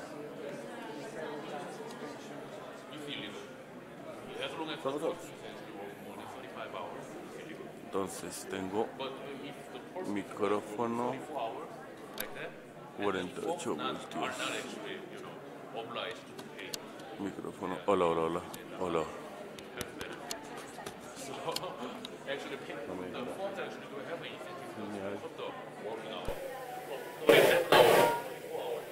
Uno, dos, tres, cuatro, cinco, seis, siete, 8, 9, 10, 11, 12, 13, 14, 15, 16, 17, 18, 19, 20 y seguimos 21, 22, 23, 24, 25, 26, 27, 28, 29, 30, 31, 32, 33, 34, 35, 36, 37, 38, 39, 40, 41, 42, 43, 44, 45, 46, 47. Ok, sí. 48, okay. 49, 1, 2, 30, 3, gracias. 31. Hola, sí, 1, 2, probando, sí, sí, hola, 1, 2, ok. Ya, ay, ¿no está afuera? Debe estar en la otra cámara. Listo, es que en un canal tengo inglés, en el otro tengo en español. En la edición, entonces, como tengo dos canales independientes, y le bajo volumen al inglés y le subo al español, o viceversa. Sí.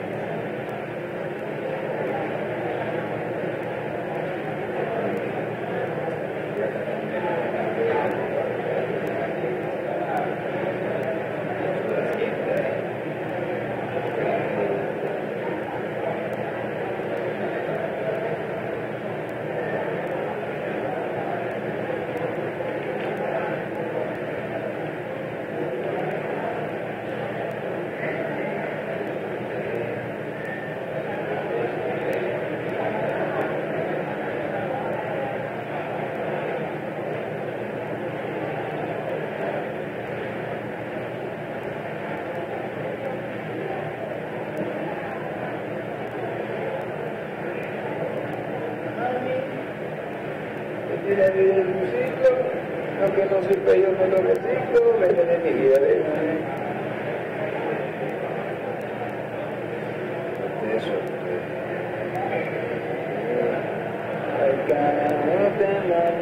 Un microfonazo, fans. Y dale un microfonazo como son las salas más dicho.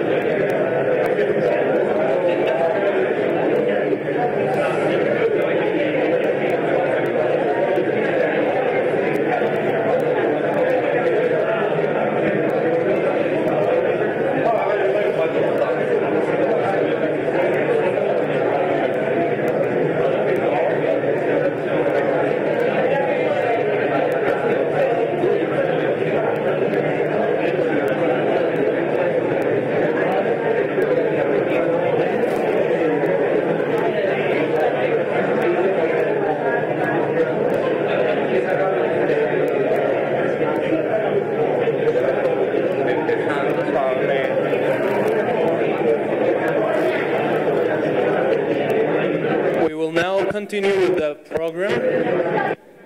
Vamos a continuar con nuestra agenda. We invite you all to take a seat so that we can continue with the panel of experts. Tomar asientos de nuevo para continuar con nuestro panel de expertos, por favor.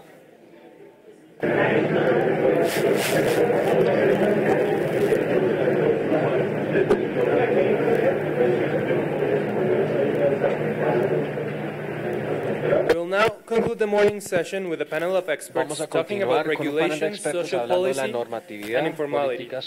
For this discussion, we have Professor Pranab Vardhan, Professor David Margolis, Professor Albert Berry, Professor Santiago Montenegro, with the moderation of Professor Juan Daniel Oviedo. Of course, Professor Pranab Vardhan doesn't need any further introduction, but again, Professor Pranab Vardhan received his PhD from the University of Cambridge and currently holds a position as Professor Emeritus of the Department of Economics at the University of California, Berkeley, California. Bienvenido. Professor Margolis is the Director of Research at the National Center of Scientific Research, assigned to the Center of Economic Sciences at the University of Sorbonne University, in affiliation with the Paris School of Economics. He obtained his PhD in economics from Cornell University in 1993 and has done extensive research in the topics of labor markets, education, and development economics. En desarrollo de economía. Professor Albert Berry received his PhD from Princeton University and currently holds a position as Professor Emeritus of Economics at the University of Toronto, where he also held a position of Research Director of the Program of Latin American and the Caribbean at the Center for International Studies. He's one of the world's leading experts in Latin American economics, and he's the author of numerous journal articles, books, and chapters in economic development and international economics. En la economía Professor internacional. Professor Montenegro holds a PhD from Oxford University. He currently works as the director of the Association of Pension Funds, and he previously held positions as the director of the National Planning Department and Dean of Economics at the Universidad de los Andes. Y director de la Facultad de Economía de la Universidad de los Andes. Ha sido el autor de varios artículos acerca de la economía colombiana. Por favor, una bienvenida a nuestro panel distinguido.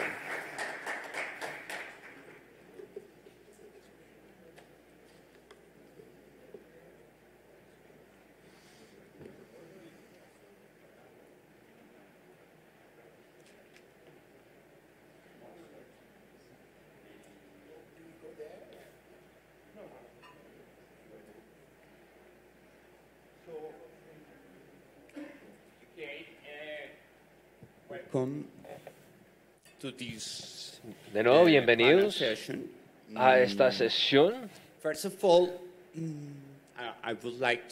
Antes que nada, me gustaría aclarar algo para los participantes, el público. La idea es tener una discusión abierta. Por eso no recibieron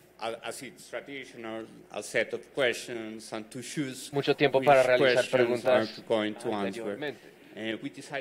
Decidimos tener un diálogo abierto para este panel, porque es el espíritu de esta conferencia.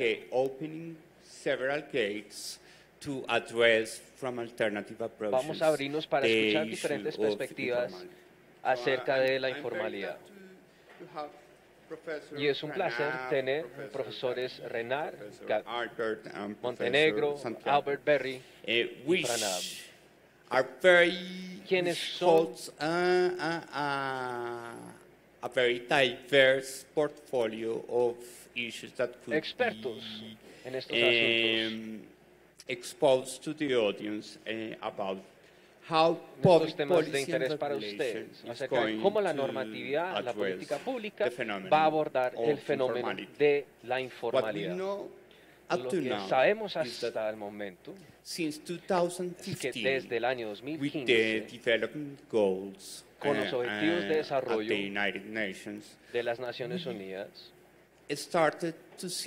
empezamos a ver el fenómeno de la informalidad como un problema para el desarrollo sostenible. De hecho, en el objetivo de desarrollo sostenible número 8, tenemos un subobjetivo relacionado con la informalidad. Y finalmente, la Organización Internacional de Trabajo aceptó el fenómeno de informalidad o el sistema de economía informal como estipuló que se debería abordar con el concepto de gobernabilidad. El problema de informalidad muchas veces es el resultado de no tener políticas públicas suficientemente bien desarrolladas o normatividad no bien diseñada. Algunas veces en el pasado, cuando teníamos la oportunidad para leer los informes de la Organización Mundial de Trabajo, decían que la informalidad está ligada, vinculada a la normatividad inadecuada. Pero creo, en este momento, cuando hablamos de la economía informal y vemos que los artículos académicos principales abordando la informalidad no solamente están hablando de la formalización de empleo, pero también la formalización de empresas. Están hablando de la reducción en pobreza, como el ministro de Hacienda mencionó anteriormente,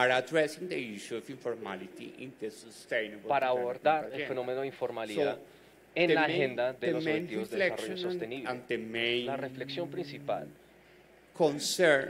la preocupación principal que me gustaría a los miembros del panel compartir con el público es cuál es el papel que tiene la política pública y la normativa para abordar el fenómeno de la informalidad desde la perspectiva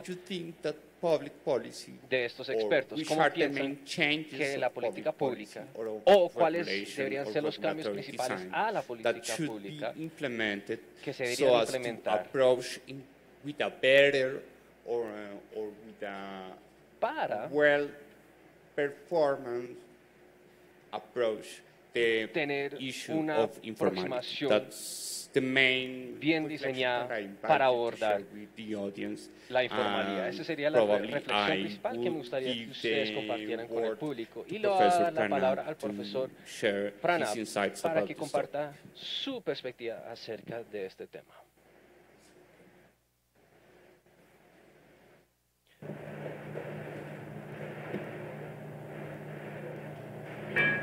Thank you. Let me start with 2 bits of hesitation on my part to be part of this panel. One is, by now you must be tired of listening to Para el me. momento seguramente ya están Here I am agotados again. escuchándome. Acá That's estoy de a little nuevo. hesitation. Second Segundo, is that I know so little about yo Colombia. sé muy poco acerca de What I'm Colombia. going to say is Lo que probably voy much a more decir general seguramente será más than general some of you may like. So that is another bit of hesitation de lo que ustedes that I have. preferirían. And what I'm going to emphasize Lo que voy a enfatizar, I'm going to make 3 bueno, policy issues, discuss 3 voy a policy relacionar issues o voy in the short a time hablar that de I 3 have. puntos acerca de política pública. Would be more Primero, regarding what I would call estará más efficiency relacionado enhancing con lo que denomino políticas que The mejoran second la one eficiencia. would Segundo, be more like a social assistance policy. serían And the políticas third de one will asistencia be social. Y more tercero, redistributive policy. serían políticas de All the three, redistribución. Las 3 primarily the informal políticas sector in principalmente tienen en mente el sector informal. Voy a empezar con la primera, que es o son las políticas para mejorar la eficiencia. Acá, My main point will be to mi show punto principal that once you introduce the informal es sector, que cuando introducen the policy suggestions are not that clear cut. esto al sector informal no es muy claro. A veces se vuelve muy complejo. Les voy a dar un ejemplo. La única política para mejorar la eficiencia, de la cual daré un ejemplo. In fact, there is now a large literature on how trade liberalization improves productivity. But then, if you look at the empirical literature, as I said, quite a large number of articles, if you look at the data, including Colombia, by the way, the Colombian article, I think in 2007 or something, by Atanasio, Goldberg, and Papchnik on Colombia. But there are several other countries which have shown that trade liberalization helps productivity. But when I look at these papers, the data, none of the papers will have informal sector. It's only the formal sector data. So once you introduce the informal sector, whether the results will carry on, you don't know. Because the data, they don't include the informal sector. I'm going to give you an example from trade liberalization. So, in fact, the example I'm going to give is from India. As a matter of fact, de hecho, one of my students in Berkeley, uno de mis estudiantes en Berkeley hizo una tesis conmigo sobre el impacto de la liberalización. Afortunadamente, India tiene datos porque India es muy informal de hace y para el sector formal e informal en manufactura. Pero las distintas agencias, así que lo que uno hace es compilar los datos y miró los efectos de la liberalización del comercio. Y aquí tenemos los resultados del estudio. El resultado es que la liberalización del comercio mejora la productividad, pero los mecanismos, uno de los mecanismos principales es que las firmas de baja productividad se quiebran, así que la productividad sube en la fábrica, pero no porque mejora la productividad, sino porque se quiebra la base. Y la mayoría de esas firmas de baja productividad son informales. Entonces, la liberalización del comercio mejora la productividad de manufactura. Por esencia, eliminarlo el sector informal. Entonces yo le pregunté a mi estudiante, ¿y entonces qué le pasó a esa gente que se quebró? Y dijimos, ay, sobre ellos no tenemos datos. ¿Qué hicieron después de eso? Así que infortunadamente la gente lo que pasa es que no tiene datos, los países no tienen datos, pero no tienen datos de pobreza y tienen datos de productividad, pero no tienen eso. Pero uno de los pocos países donde se puede hacer es el Brasil. Y voy a informarles a ustedes un estudio brasileño. Pero piensen de las implicaciones. Aquí hay una política de comercio que a todo el mundo le gusta, que mejora la productividad, pero mejora la productividad porque sencillamente elimina la base de improductivos. Así que ahora si a usted no le importa a ellos en términos de pobreza, desempleo y demás, si a usted le interesa la productividad promedio en el sector de manufactura puede subir, pero ¿qué tal acerca de la productividad de toda la economía? Porque si estas personas se quiebran y no pueden darse el lujo de estar desempleados de mucho tiempo, ellos se vuelven y rellenan o colman los sectores que no son de comercio. Así que si uno tomase la productividad normal más el sector de comercio y de productividad, quizás no haya subidas de eso, porque al sacarlos a ellos del sector, en el sector de esos y en estos, quizás uno pase por ahí, y eso es algo que no se sale ahí. Perdí la señal, no tengo señal. Ya la recuperé. Se me está yendo el micrófono. Así que ellos miraron a los datos.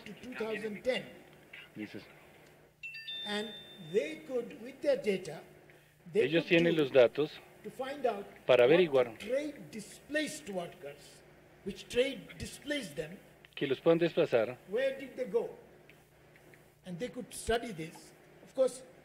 Lo siento, no puedo traducir porque no tengo señal en el micrófono. Y algunos se salieron del mercado, y algunos con frecuencia. Muy tempranamente empezaron las empresas informales. Así que su resultado es, en esencia, con qué frecuencia uno tiene que la economía tenga ese periodo de ajustarse, un periodo que tiene de 1992 a 2000, y algunos de hecho terminaron en un sector de baja productividad.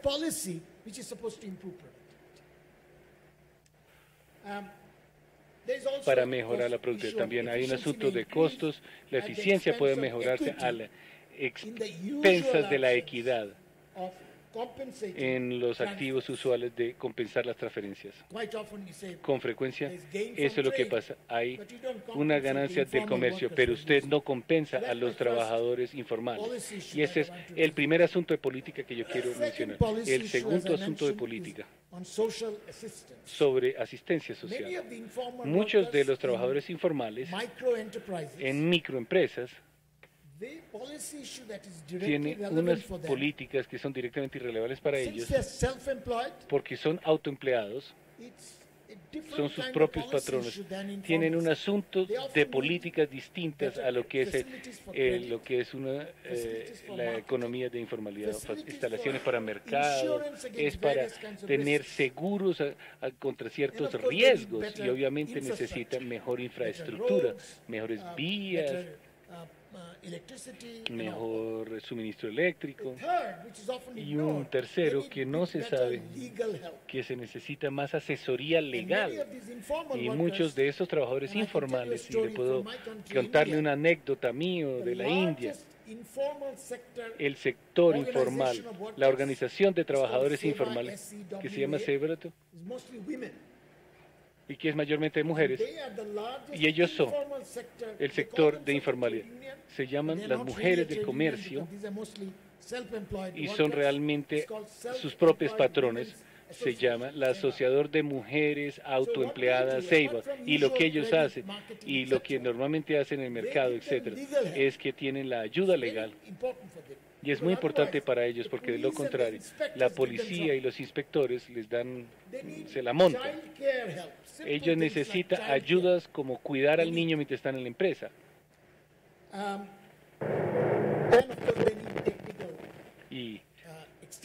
Y también necesitan servicios de extensiones de nuevas tecnologías. Y de paso estoy dando ejemplos de países pobres, y esto va a incrementarse en los únicos países, ahora en los de medio ambiente, pero crecientemente los países de ingresos medios, el sector informal está incrementándose, no decreciendo. ¿Por qué? Porque muchos de los trabajadores en esas economías grandes, así que el conductor de Uber, por ejemplo, está en la economía gig, que es un contratista independiente, que es informal. Así que para ayudarlos ellos, usted necesita otro tipo de políticas.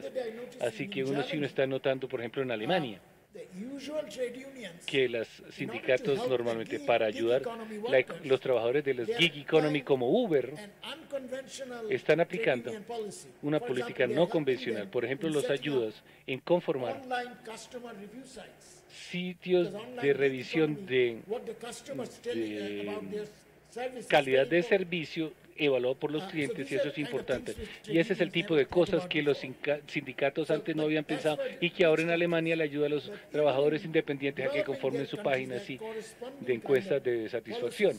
Entonces, este tipo de políticas yo diría que son de suma importancia. Yo sé que ustedes van a ver algo muy acerca de políticas de regulación y registro, y uno de los asuntos que he notado en mi país es que con frecuencia usted es un trabajador informal y usted está expandiéndose y aún así no se registra. Usted se registra, puede recibir ayuda legal, de crédito legal, y uno tiene colateral y demás, pero aún así les pregunto a ellos, ¿por qué no se registran? Y ellos dicen, apenas me registro, uno tiene que empezar a pagar sobornos. porque ahora estamos detrás de ciertas leyes y eso, así que el inspector viene y nos repite y dice, con que usted no está siguiendo esta norma, usted no está siguiendo aquella norma, no está siguiendo aquella norma, y tiene que gastar mucho tiempo en darle sobornos a toda la gente. Y ese es uno de los motivos por los cuales la economía gig funciona así, que mientras usted dice más registrarse, uno tiene que pensar de los efectos secundarios. El asunto de la extensión ética, y aquí son de suma importancia, y yo le voy a dar un ejemplo de un estudio sobre Colombia. Alguien que quizás conozcamos recientemente hizo algunos estudios experimentales, especialmente de controles aleatorios, y están encontrando que una política en particular ayuda al sector pobre e informal de manera sustancial, y esa es una política de 3 patas o un paquete de graduación. Y la política es, ciertas personas en distintas partes del mundo han hecho ya esto. Dice que tiene 3 partes. Una es, le da a la persona pobre algún activo. Por ejemplo, en India, el activo es darle algún tipo de animal de cría. Y les dice, no le dan tierra, se le da un chivo o vacas. Y entonces ahí producen algunos productos generados de esos en distintos países de distintos activos. Segundo, les da capacitación, cómo utilizar ese activo donado por el gobierno. Y tercero, es abrirle una cuenta bancaria. De lo contrario se gasta el dinero de inmediato. Así que es un paquete de 3. Y hasta ahora, las pruebas aleatorias de control muestran, lo han ensayado en 6 países, y en los 6 países mejora, no solamente inmediatamente, sino un ingreso sostenido, mejorado para los pobres. Y es sostenido donde quiero enfatizarlo. Es un programa que está en la India, ya ha funcionado durante 4 años, inclusive después de 4 años todavía está sostenido esa mejora de ingresos. Así que más de todo esto es que supongamos que de estos 3 paquetes, en estas políticas, uno saca uno de ese trío, que si funciona el paquete, y encontraron que si usted saca el factor de capacitación, entonces el darle el activo no resulta ser suficiente. Y ahí déjeme mencionar un estudio colombiano. Es un estudio en Colombia de Atanasio y varios et al. No se ha publicado, es un NBR, el National Board of Economic Research Working Paper, un trabajo de desarrollo, y en su informe dice que tiene un impacto perdurable, sostenido a lo largo de varios años. De hecho, y de estas pruebas aleatorias, dándole capacitación vocacional a estos informales, desarrollo de destrezas, y eso es crucial. Ese es como mi segundo asunto de política. El tercer asunto de política lo voy a discutir. Es una política general de redistribución. Ahora, cómo la presencia de un sector informal hace que todo sea diferente. Doy un ejemplo. Una de las políticas de redistribución que siempre se juzga, la izquierda siempre lo quiere, es salario mínimo. Ahora, si uno piensa en un país donde el trabajador informal es de suma importancia, yo le dije que en la India el 80% de lo que no es agrícola, pero en otros países, si fuera bastante grande la mano de obra, sí. Estos son gentes autoempleados. Muchos de ellos evalúan que no es primera prioridad para ellos. Y el mínimo, más del mínimo, necesitan ayuda en otros aspectos. Así pues que si un país tiene muchos trabajadores informales, entonces la política principal de redistribución no puede ser el mínimo. Si usted es formal, está bien, sí, pero si usted si la mayoría son trabajadores informales, uno tiene que pensar acerca de otras políticas. Y una de estas,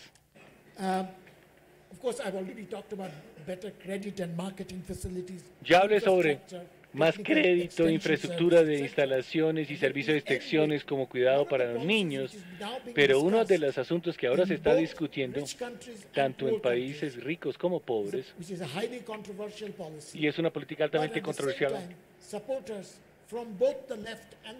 pero al mismo tiempo gente que lo apoya tanto de izquierda y derecha que la respaldan. También hay oponentes tanto en la izquierda como en la derecha, y me refiero a la política. Es un ingreso universal básico. Ahora, una ventaja de este ingreso universal básico que aplica a todo el mundo, inclusive si usted es informal, que lo deben dar, es que el salario mínimo no va a perjudicar el salario mínimo al trabajador informal tanto. En los países en desarrollo, donde los informales con frecuencia les extraña beneficio, el ingreso básico puede complementar y proveer algún tipo de seguridad mínima, permitirles a ellos buscar mejores trabajos y oportunidades empresariales, o para recambiar toda la maquinaria y recibir nueva capacitación. Y ese es los ventajas para la plataforma básica, que actualmente está dividido demasiado entre lo formal y lo informal, porque los sectores informales, como ya lo mencioné, con frecuencia no están sindicalizados, o entre los que están dentro del sistema y los que están fuera del sistema en el mercado laboral. La única objeción es que este ingreso básico es muy costoso. Recientemente, el Fondo Monetario Internacional hizo un estudio en 8 países, y estos países son los Estados Unidos, Francia, Reino Unido, Polonia, Brasil, México, Egipto y Sudáfrica. 8 países. Y la lógica del costo de lo que es un ingreso universal básico y el costo de su estimado ahí, yo no lo hice, ellos lo hicieron. Un ingreso universal básico calibrado al 25% de medio de la media de per cápita, va a costar entre 2 y 7% del Producto Interno Bruto, dependiendo del país. Mientras más rico el país, más costoso. Yo he hecho ese estimado para mi país, India. Si uno desvía una buena parte de los subsidios del gobierno que en la actualidad van a unos destinos de estos, y ya son 5% del Producto Interno Bruto. Ahora hay estimados que la gente en India, los subsidios que reciben del gobierno, es 5% del Producto Interno Bruto. Así que eso le dice a uno que políticamente es difícil porque esta gente es poderosa, pero un movimiento puede iniciarse en el cual, si uno puede desviar eso, entonces va a decir eso muy costoso. Mire, el costo básico es muy costoso, entonces está pensando de todas estas posibles alternativas. Y con eso quiero detenerme aquí. Gracias. Bueno, gracias.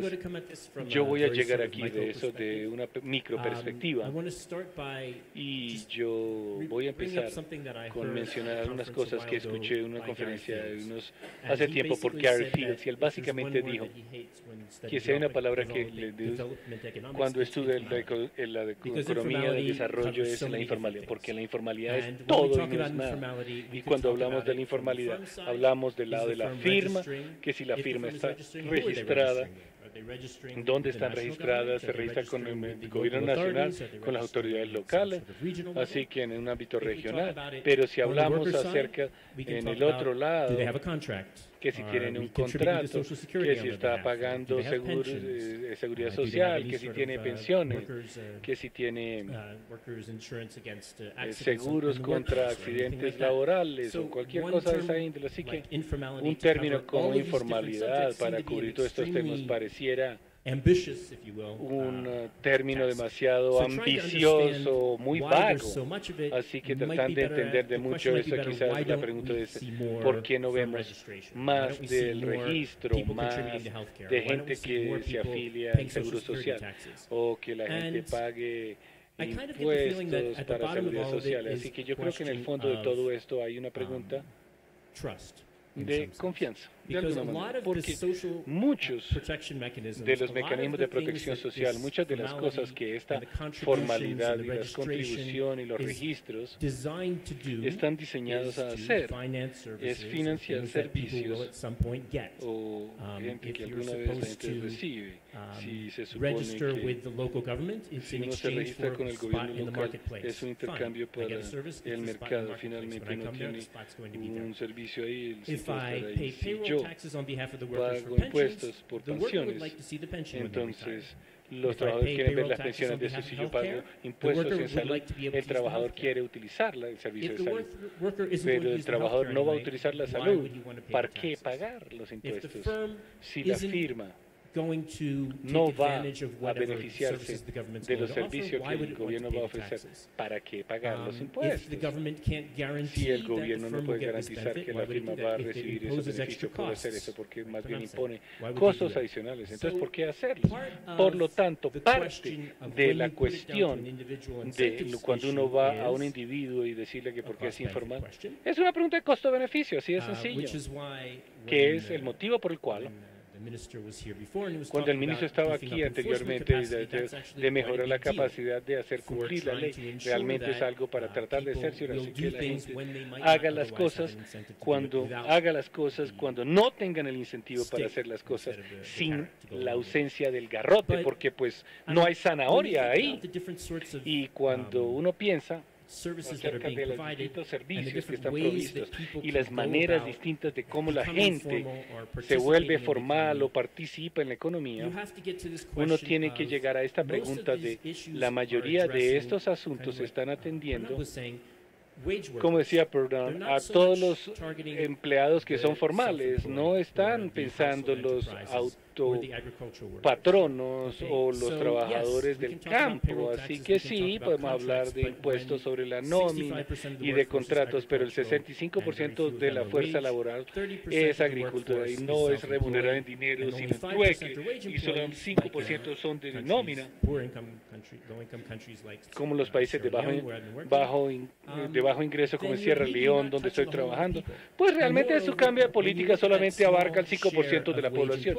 Y cuando usted mire esa participación media, si todos ellos son del sector público, entonces eso no es un problema o menos de un problema.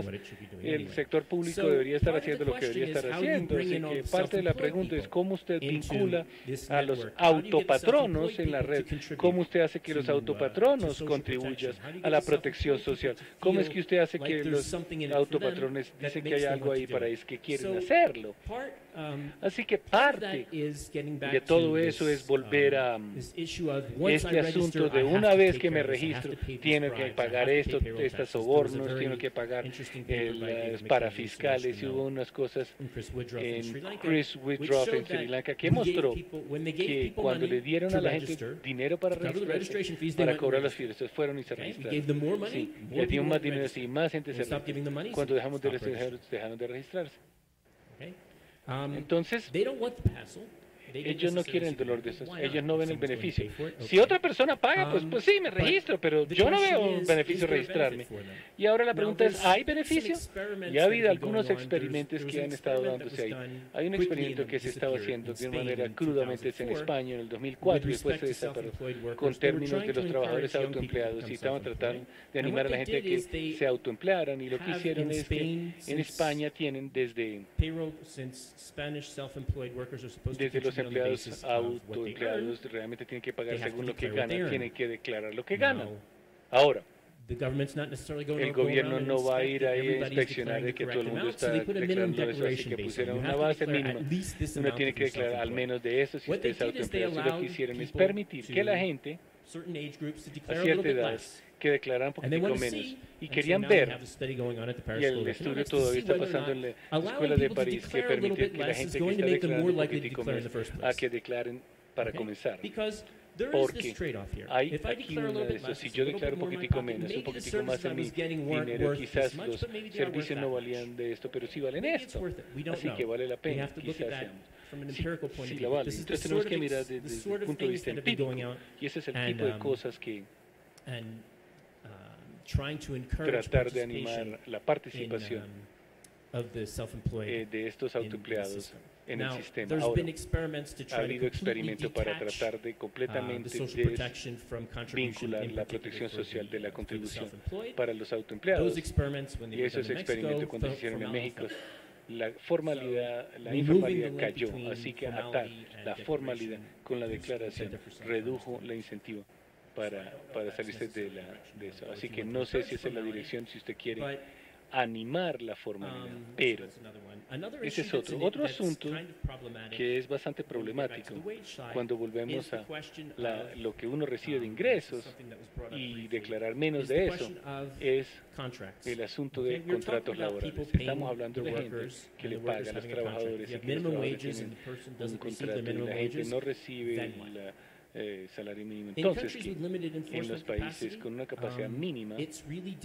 realmente es muy difícil demandar a su patrón.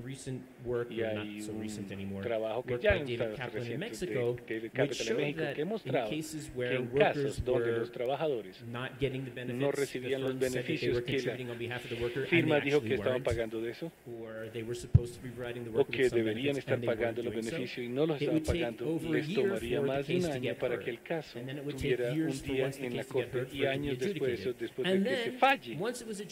Y una vez fallado, no se hacía cumplir. Por lo tanto, cuando uno no tiene un sistema legal que pueda respaldar las ideas y las políticas, entonces se justifica más ser informal. Entonces tratar de que los autopatronos entren a la economía formal es un asunto mucho más amplio que sencillamente políticas. Es mirar el sistema legal, es mirar la confiabilidad. Si yo voy a la clínica de salud y no hay doctor ahí, ¿vale la pena pagar el seguro social? O si no tienen los medicamentos, o si tengo que ir a una clínica privada, entonces ¿para qué ir para comenzar? Así que es una pregunta mucho más amplia que tiene que ver con los distintos aspectos de lo que la gente está interesada y cerciorarse de que están dispuestos a pagar los servicios que uno quiere a la tasa que uno está dispuesto a pagar. Thank you. I have about three main points. Yo tengo tres puntos principales que quiero hacer. El primero es quizás el más general o quizás hasta cierto punto repitiendo la misma idea que se repitió anteriormente. Y quiero ponerlo en los siguientes términos. La informalidad, que primordialmente se utiliza como una medida o un síntoma de un desarrollo económico y social, no se va a tratar como una meta de la política. Es decir,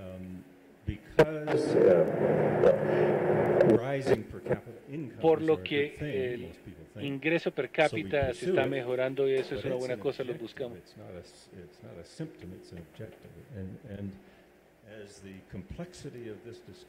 Es la complejidad de esto.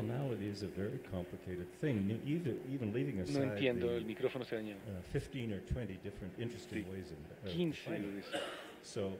Entonces, realmente que uno falla, así que ahí tenemos la pregunta clave con relación a cómo es que los otros factores entran en ecuación, pero para los objetivos principales y para los objetivos de política nos da más consejo entre nuestros amigos y cualquier discusión sobre informalidad debería incluirse en ese contexto y hasta cierto punto secundario con ese objetivo, pero cuando uno tiene la formalización que eleva la productividad de alguna manera, no en el sentido parcial como algunos lo prefieren.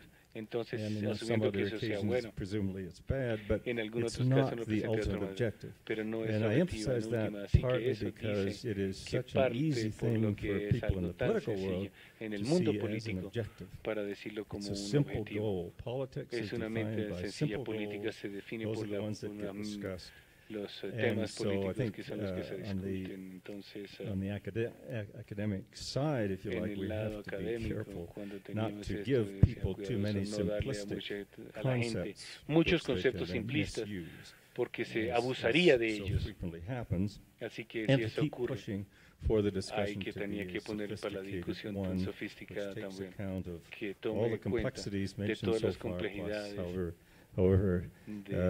de que muchos So que hay, así que I need not repeat after what other people have dejo de said that we repetir shouldn't mucho de lo treat que la gente ha dicho, pero formalization no as podemos necessarily atender good. la We formalización certainly shouldn't treat it as necessarily como bad. We algo should treat it necesariamente as, who bueno, knows, it necesariamente depends on the malo, solo context. informalidad. Y And quién if you don't sabe, understand the depende del context, contexto, y si you usted no don't entiende el have much to contexto, say about realmente it. uno no tiene mucho que decir So al that gets respecto. us, of course, Así into que eso nos lleva aquí all of the a underlying cada analysis uno of de los análisis to what is subyacentes informality, para qué es lo que es attributable, informal and so on. y qué se le So that's my atribuye a quién. first Ese es como mi point. primer punto. The second one, Y el segundo, not too far from que no tiene que ver mucho Gary Fields in de terms Gary of Fields, being, en términos de worried by this preocuparse word, por because esta it is so palabra prone to informalidad, porque es tan propensa oversimplification. a So anyway, sobresimplificación. so one Así que aspect of the algunos de los oversimplification, aspectos de esta is how sobresimplificación do you es define cómo informality uno define la if you informalidad. accept that Si we should uno be talking acepta about two categories, how que you define debería haber dos informality, categorías, big discussion formalidad e there. informalidad, y But ahí the nomás other, se abre un debate equally gigantesco. important Pero question, la I otra think, is pregunta igualmente for importante many es para que public muchos policy issues, generadores two de sectors política, is not the right dos number. It's not the sectores no optimal es number for the la analysis. ventana óptima We ni just el happen to wind up with that. panorama óptimo para And mirarlo to y elaborate a little bit elaborar on un that, poquitico más I sobre like, esto. well, first of all, Bueno, primero que comparisons todo, between the las formal and the comparaciones entre informal. el informal y If el you take the whole informal, formal si uno sector toma todo el sector formal y whatever lo is compara your con lo whole que informal usted sector, está llamando informal, the numbers from the formal side Las are cifras del dominated sector by the big formal firms, of course, because han sido dominadas they have por las the weight multinacionales, of output obviamente, in that sector. por sus resultados, por su And so you desempeño. get what I would call pretty meaningless comparisons of Por ende, labor tenemos capital comparativos ratios and whatever. sin significado. When we think about Cuando the contemplamos process el of, proceso formalization, if you like, or de formalización, more meaningfully, the process of how el incomes proceso de rise cómo for people los who ingresos are aumentan in the informal sector now, but maybe para las might personas move out que of it. están en el sector In informal, other words, people who pero are van a ser in that pasadas range al of sector size and other formal. characteristics in which the informal sector falls, but part of the formal sector also falls. That's the group that we're really interested in. En ese This grupo es el discussion que has estamos nothing to do with interesados. General Motors, that's Esta for discusión sure. no tiene nada que And it ver has very con little, if anything, to do la with the empresa totally automotriz self-employed General worker, unless Motors, we're talking about specific por policy. ejemplo. A result, El I think that resultado, for many purposes it's a good idea to have two or para muchos three or propósitos four es buena idea distinct tener sectors, dos, tres o cuatro and one sectores of them distintos, y uno is de ellos, the informal sector as we define it now. ese sector And the second informal, one is the el sector segundo es el sector into which al cual people, if there are firms, I should say, if they do graduate from quotes informality, las are going to empresas, move, si and the other llegan a firms salir that de la now informalidad, van a habitate pasarse. that sector. And as has already been mentioned, Y como ha sido mencionado, Mauricio Cardenas was alluding a couple times to the small and medium firm sector. hablando de las I empresas think pequeñas y that's a very medianas, important sector ese as es we un think sector muy about importante. formality, informality, because that's where people are going to Estamos move. hablando de la That's where firms are informalidad, gonna move, if they que move las at personas all. que salgan de la informalidad And so típicamente van a salir a as las we empresas kind of pequeñas o predict microempresas. the probable benefits from Y podemos predecir formalization los for beneficios people moving into probables that category, de la firms moving into that formalización, category. I think we need an understanding of the internal pero functioning necesitamos and un dynamics entendimiento of the de small la and medium dinámica firm sector. It's the third one, del sector and its informal. performance and its characteristics are much more relevant to this discussion Y than entender esas are the características sería más characteristics of the relevante whole a nuestra formal discusión. sector, which is so dominated by big firms, which are just out of the world we're talking about here. No los So datos I de las think in multinacionales, modeling, que in the no es theoretical relevante modeling, a nuestra and in the discusión. empirical En el analysis, modelamiento y en we análisis should empírico, worry about this deberíamos kind preocuparnos of in between this sector por este espacio en between limbo, which este firms sector move. en transición, cuando las personas salen de la We formalización. know, of course, that some firms move out of the Sabemos que formal algunas sector empresas into salen the del informal sector sector. formal al sector We need to informal. understand También the tenemos dynamics que of entender la movement in both dinámica directions. del But in movimiento any en case, ambos sentidos. I think one of the things that Creo Colombia que needs now algo is que Colombia necesita ahora a new body of research es on un small, nuevo medium cuerpo de firms, investigación sobre distinguishing empresas those which have micro, recently pequeñas entered y that medianas, category from those distinguir which have been in it aquellas for que a longer acaban de period. ingresar a esas And categorías this is a sector con which, esas que llevan as mucha Brennan was trayectoria emphasizing so much with respect to the informal sector, it just drops en el sector out of formal. our consciousness. Y esto sale sometimes. de nuestra conciencia. And I happen to study this subset of the He small estudiado medium esta subserie manufacturing sector in Colombia del sector de manufactura with data pequeño referring y to mediano the de Colombia 70s, con 80s, and I datos guess into the early 90s. de los 80s y los 90s. One of the things we found at Y that algo que time encontramos was, and I think it had durante ese received, estudio, in fact, had received very little publicity. It was an algo example que había of this, recibido poco reconocimiento, invisibility es esta of invisibilidad sectors which don't de sectores carry a big weight into que no your tienen mucho national peso aggregates, like y mucho aporte TNP. Anyway, al su between PIB the, nacional. late 60s and the Al early final de los 80s, about a 60s y 15-year period, principios de los small 80s, and un medium periodo de 15 años, manufacturing output in Colombia was growing at about resultados 10% a y year, rendimiento de which was- manufactura now that estaba was a good period creciendo for the Colombian aproximadamente economy as a el whole. 10% por año. It was a Fue un good buen period for periodo para el sector de The manufactura. small and medium sector was Y growing el sector even faster pequeño y than mediano the whole estaba manufacturing creciendo sector. inclusive más So grande a que el lot sector of de interesting manufactura. things were going on during that period, Hubieron muchos which we acontecimientos analyzed interesantes durante ese to a periodo que certain degree, analizamos. and as usual in this sort of study, Y where we como didn't es usual en expect este this tipo de result. estudio, no We didn't esperábamos know este that resultado. there had been a boom till we started to Sabíamos analyze que the data. habían tenido una So we bonanza didn't hasta ask the empezar firms a analizar enough los datos. of the relevant questions. Y no le Why did preguntamos a things las firmas turn out so suficientes well for you preguntas during that period? relevantes Then after acerca that, de the por small qué medium sector in tuvieron tanto manufacturing crecimiento Colombia slowed durante down, ese periodo. as Después it de has tended to esa do in época, many other countries, but I understand from bajo what, el crecimiento del Mr. sector de Cardenas said, it manufactura, may be into como another dijo el boom ministro period. Anyway, Cárdenas, entraron the a otra nature of bonanza. that boom, Y la naturaleza de the esa sources that are bonanza, contributing las to it, fuentes I que think is aportaban a likely esta to have a bonanza, good deal of interesting probablemente implications, va a tener questions, implicaciones and so on interesantes for informal firms that are, para if you las like, on firmas that informales border where they might become que formal. están That they're not one person, very, very small, ese very low rango productivity, o they're ese somewhere periodo de in that- transición in que that están intermediate a punto de range. formalizarse. The final point I want to make is also Punto final que quiero methodological. I guess I'm es becoming metodológico. methodological today. But Estoy muy metodológico. yeah, I think it's extremely important Es extremadamente in the importante sort of analysis of the el análisis of de informality in its el sector various informal, la manifestations, informalidad y sus ramifications, varias manifestaciones. to use what we call an Usar lo economics que general denominamos equilibrium el analysis. Don't análisis de forget the equilibrio indirect general. effects. No se olviden You de may los be efectos measuring, indirectos. Pueden estar observing, midiendo, trying observando, hard to measure the direct, intentando direct medir effect of los efectos whatever directos public policy option you are thinking about, but don't forget the de la indirect política effects. pública que está And contemplando, again, pero Panab's no descuiden example, los efectos from indirectos. the Y un globalization ejemplo question, con la pregunta de is a very, globalización very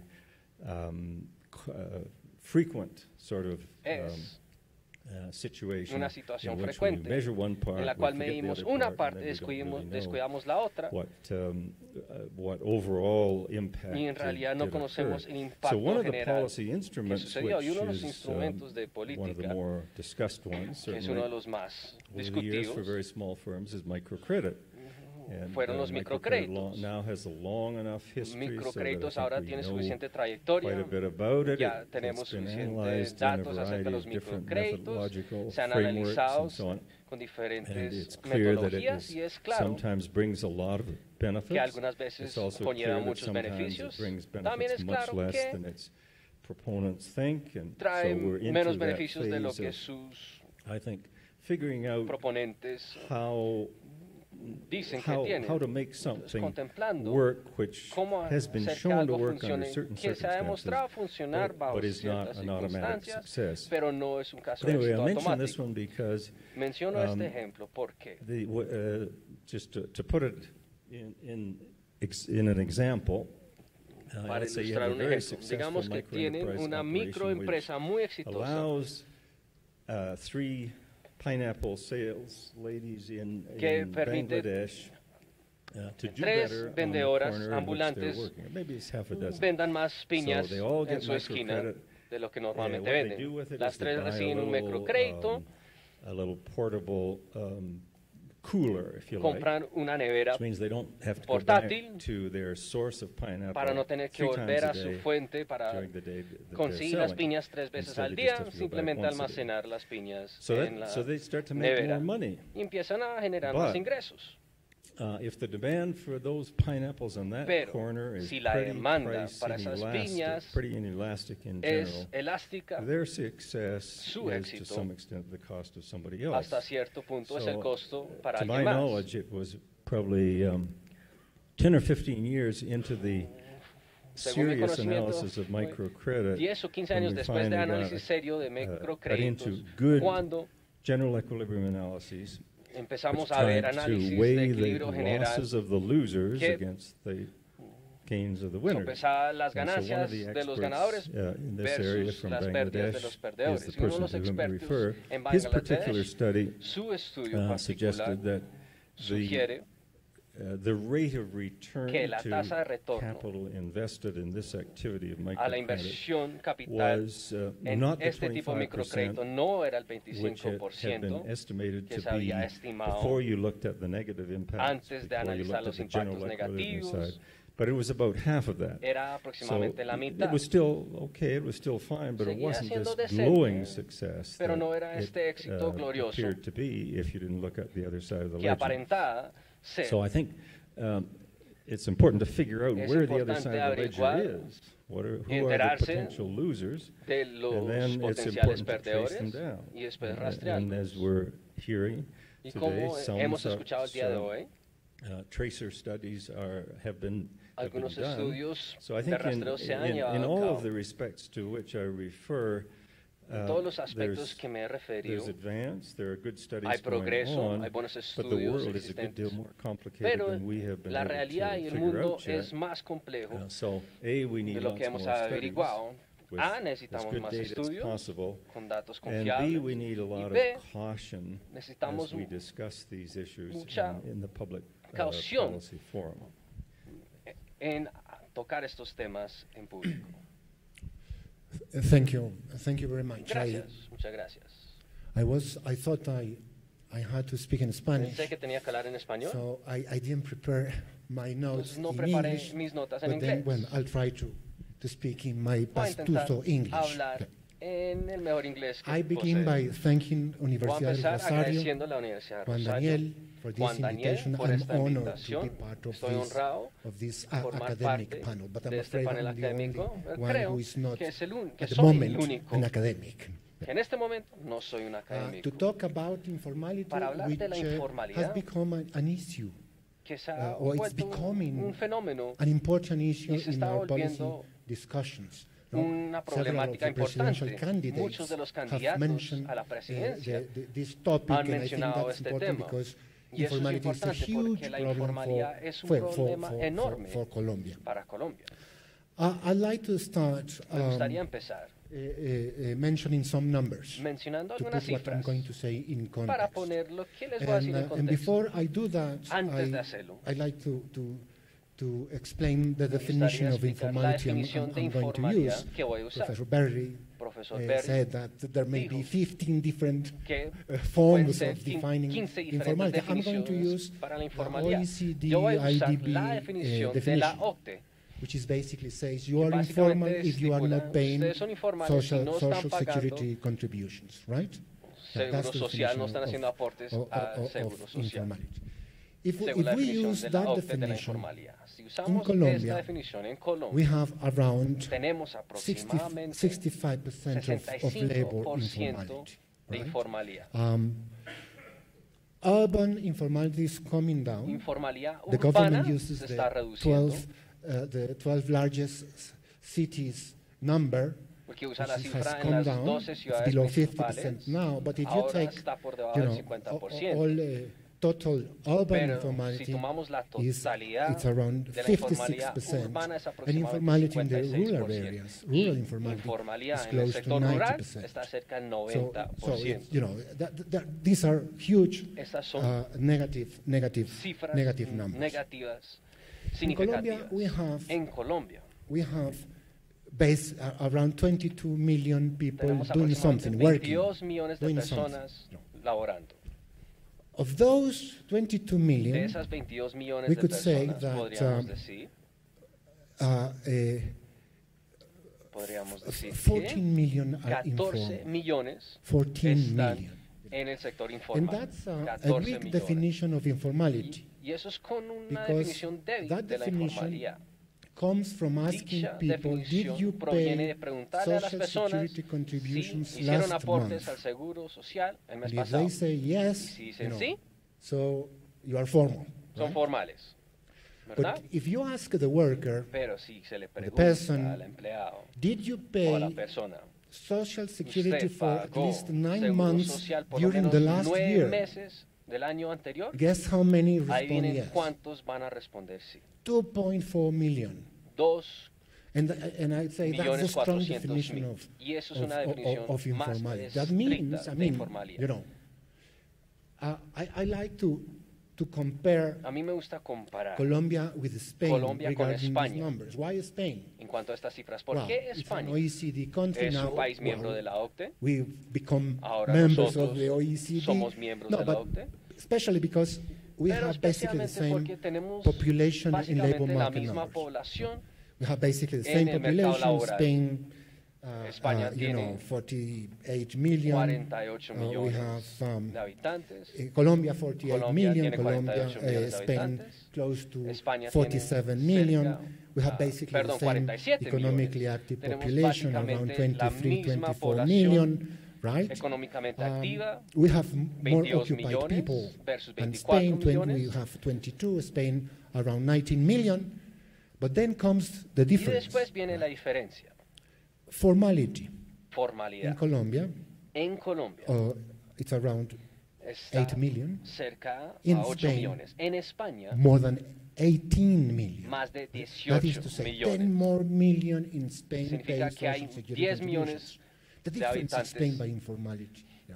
en But then España. comes another really Después worrying llega number. otro número, otra cifra. In preocupante. Spain, En España, people declare rent, las personas to pay taxes. hacen la Above declaración de 19 renta. million. Guess how Más many in de Colombia? 18 millones. 2.1 million. Ahí vienen cuántos en Colombia. 2.1, which is 2.1 close millones. to this strong que definition declaran of informality I gave you before, which is renta. 2.4.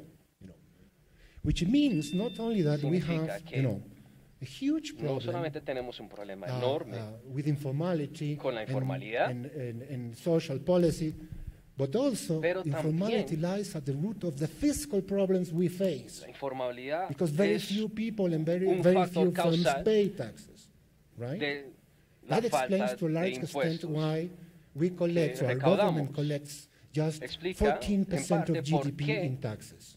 nuestro Whereas the gobierno the solamente OECD average is, recauda above 30. 14% del PIB Countries en like Brazil is impuestos. around 30% En países como Brasil of GDP. recaudan And at this point, aproximadamente let me give you, 40% del PIB en impuestos. a couple of numbers regarding Les voy a compartir un par de cifras firm Las- informality. In Colombia, we have acerca de around financiar la formalidad. En 1.5 Colombia million tenemos firms, big, medium, and small. fondos Of those, que suman aproximadamente 2 millones. Just De ellos, 30%, solo around 30% aproximadamente 40,000 pay 400,000 taxes, some pagan sort of impuestos, taxes, algún right? tipo de impuesto. And of those, Y de esos, only 3,400 solamente firms pay around 3.400 fondos 80% pagan of all el taxes 80% paid by the los firm impuestos sector. totales By the firm pagados sector. por este sector. So that gives you an idea. And Esto many les da una people idea. don't know these Y muchas numbers. They personas get no very conocen surprised estas when, cifras, se sorprenden, se when they asombran when they cuando see escuchan this. estas cifras. Before going to discussing some policy Antes options, de hablar let de me unas give you, opciones de some política numbers pública, regarding voy the labor a market, compartir unas cifras acerca because del mercado laboral. The labor market has a lot of El things mercado to laboral explain about these problems. Puede explicar Not all the muchos problems, but de este but problema, some critical problems. unos factores And I críticos. start with the minimum Vamos a wage. empezar con el salario mínimo. Because the minimum wage, El in my salario opinion, mínimo, en mi opinión, is very important es muy importante to explain informality in para Colombia. explicar la informalidad en These are Colombia. OECD numbers. Estas son cifras de la OCDE, And I have here a Organización de graph Cooperación y which Desarrollo basically Económico. says Y acá tengo una that gráfica our que minimum dice wage in que nuestro Colombia salario is mínimo one en Colombia of the highest es of the uno world, de los más as altos compared with the average income comparado of con the el median ingreso wage. promedio You know, we de los have a países number de around ingresos 80%. medios. At the other extreme, you have En el Mexico, otro extremo the United tenemos States, México, Estados something Unidos, below 40. y están por debajo. Of those 22 million De esos 22 employed millones people that we have in empleados Colombia, about half earn less en than Colombia, the minimum wage. aproximadamente than la the mitad minimum wage. ganan menos que el Just salario another mínimo. number. Otra cifra In más. Colombia, we have the En Colombia departments, tenemos or departamentos provinces, right? como provincias And en I Canadá. have here a graph of Y acá all tengo una departments gráfica de in todos los Colombia. departamentos en Colombia. In 10 departments, we have En 32 10, departments, bueno, called tenemos regions, 32 provinces in Colombia. departamentos. Of our 32 De departments, los 32, in 11 of them, en 11, the minimum wage el salario is mínimo about the average wage, which gives you an idea of how es igual absurd al our minimum wage promedio policy nacional. is. Right? In 10 En departments, the 10 minimum wage departamentos, is el above salario mínimo, the average wage. una The aclaración, average el salario wage. mínimo está Because, por why? Because we encima define del a promedio minimum nacional wage for the whole en country, 10 departamentos. regardless of, you know, of the place where you are, Que habla de lo of absurdo the- que es of the nuestra productivity política de that you salario have mínimo. in each place. This is a huge topic that some of you have already Este es un mentioned. tema The relationship importante que ustedes ya han between, mencionado, la relación informality entre and la productivity. informalidad y la productividad. I'm just going to say, Solo voy a decir, and we don't know, I mean, there is an egg chicken paradox.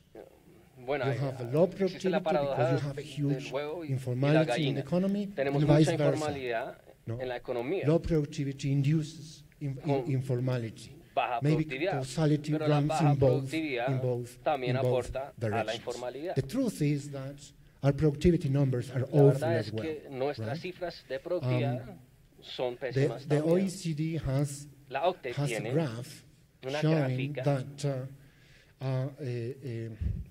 GDP per que person muestra el in PIB Colombia as a per proportion cápita that GDP per en person in the Colombia United States. versus Today, PIB per cápita en that Estados number Unidos. Hoy, is esa below cifra what we está por had debajo half a century lo que ago. teníamos hace 50 años. No. But you see how China's gonna Podemos ver cómo China South se ha Korea, disparado, and Corea even del Sur Chile, se ha in the disparado, context inclusive of Chile Latin America, se ha disparado en nuestra región. That number has gone up. Another number, total Otra cifra. factor productivity during the last 10 Productividad years. total durante los 10 Total últimos factor años. productivity growth has El been crecimiento de la productividad total ha sido negativo. has been negative. In this context, En este contexto, what should we do? ¿qué deberíamos hacer? Well, Bueno. we could have two sort of broad policies, Podríamos tener in my dos opinion. políticas. Carrot policies and stick policies, right? And Política stick de- policies. La zanahoria Regarding the labor o market, políticas de zanahoria. En we cuanto al have mercado to laboral, widen the gap tenemos que between the average wage and the ampliar la minimum wage. brecha, I'm not saying that perdón, we have to reducir la reduce the brecha minimum wage. entre el salario mínimo y el salario But if we could, promedio. maybe we have different minimum wages Podríamos tener diferentes across salarios mínimos regions, and entre maybe regiones, different wages regarding young diferentes and elder salarios people. That sort para of policy. los jóvenes versus Now, the los political de- economy of o that, los mayores. it's of course extremely difficult because once you Obviamente, go esto es extremadamente public and difícil. say we have Cuando to, se you dice en have to, público que or we have to reduce the minimum Tenemos que wage, reducir you know, el salario mínimo. you're dead politically, no? Es una muerte you- política. People, you know,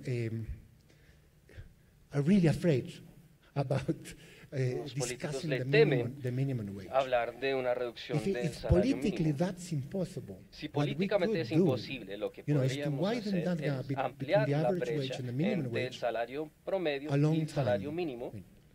We could maintain in real terms the Mantener minimum wage en for términos those reales workers el salario who mínimo joined para the labor esos market, say, trabajadores as que of se the unieron 1st of al January mercado next laboral year, right?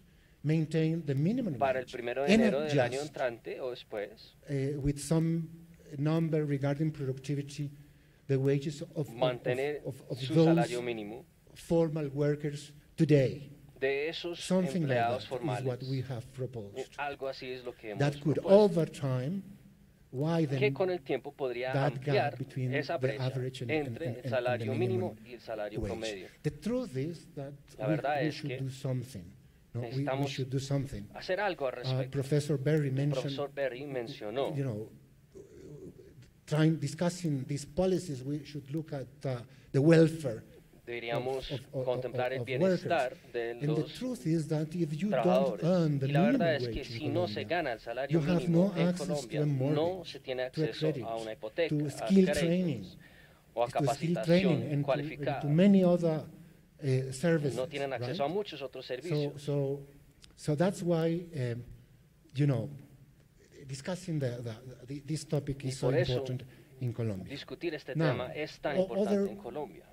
Policies that in principle are not Otras directly políticas que en linked principio with no informality, están directamente but are very vinculadas important. con la informalidad, pero son importantes. And in India, En la India I've learned that trying to do something like this. he aprendido o he We escuchado have que están haciendo algo Try parecido. to Tenemos que reduce intentar el efectivo. reducir el We have to efectivo. reduce cash. Tenemos que cash. reducir el And in efectivo. particular, high Y en denominated particular, notes. Right? altas denominaciones. A couple of years ago, Hace unos the años, Central Bank of Colombia issued Banco de la República a new note. emitió nuevos billetes. El billete de los 100,000, El 100,000 billete de los pesos 100,000. note. I haven't seen No he any of visto those. ni How uno. many of you have ¿Cuántos seen de ustedes el han billete de visto 100,000 el pesos? billete de 100,000? Please raise your hands. Por favor, levanten la Well, mano. very few people. Bueno, Very algunos. few people. Where are those notes? ¿A dónde están esos They are in billetes? caletas. How do you say Están en caleta? caletas. ¿Cómo se dice caleta en How do inglés? you say caleta in, Alguien que in me English? ayude. O en maletines. O you están know. en maletines. ¿Ah? Bueno, people transact in cash Personas to hacen avoid transacciones taxes, en efectivo to para evitar avoid pagar impuestos, registration, para evitar el registro. and of course the dividing line between informality and criminality. La línea entre is la very, informalidad y very la thin, criminalidad right? es So it was a huge mistake. A muy huge mistake débil. to do Entonces that. fue un gran But we error have to hacer move in eso. that direction as Tenemos que many countries seguir en esa have, dirección, como muchos these, países targets, eliminating han hecho, cash. eliminar el Canada, efectivo. Singapore, Canadá, India Singapur, has done, la India they did something like this in November tuvieron in esfuerzos 2016. similares It was very en el traumatic. año 2016. Fue muy traumático, according to the Economist, pero según los this measure economistas, and others, esta medida which have y been otras undertaken in medidas que India se are llevaron a cabo en la formalizing- India han formalizing the economy. aportado a la We have to formalización de la eliminate el economía. 4 por Tenemos mil, que this eliminar el capital 4 por transaction 1000, tax, esta transacción which is capital, absurd. que es It is absurda. inducing the use of cash. Of course, we have to improve Obviamente our tenemos skill que training mejorar programs. nuestros Skill programas training programs. de In particular, capacitación. what we call En particular, SENA, lo this que denominamos public training el center, which is spread around Colombia. Esta universidad pública And we have de Colombia. to improve that, Y as well tenemos as que mejorarla. The quality of overall education. And, mejorar la and in calidad de la particular, we educación have to del SENA. change the Y en corporate particular tenemos que governance cambiar of la these public gobernanza institutions. corporativa de estas We have instituciones to públicas. isolate them of the Tenemos political que cycle aislarlas and de los clientelism, intereses políticos, and other del problems clientismo that have deteriorated y otros problemas the que quality han of these deteriorado la institutions. calidad And de finally, estas instituciones. Y something finalmente, about our tax collection algo acerca de office, nuestra oficina de DIAN. recaudo de impuestos, la Basically, DIAN. I think that we have to create Básicamente, a new creo DIAN. que tenemos que A crear new un nuevo DIAN. DIAN. especially for the stick part of government. Of the government policy. And we Será have to learn importante a para el lot futuro. about the Tenemos que aprender UGPP, mucho acerca del this UGPP, relatively new entity, una which entidad relativamente supervises nueva the que paying supervisa of parafiscal pensions and health, los aportes de parafiscales. parafiscal payments, right? I think it's it has a very important role. Creo que ellos reducing van a tener un papel muy in importante en the reducir large la informalidad cities. en It las is ciudades true principales.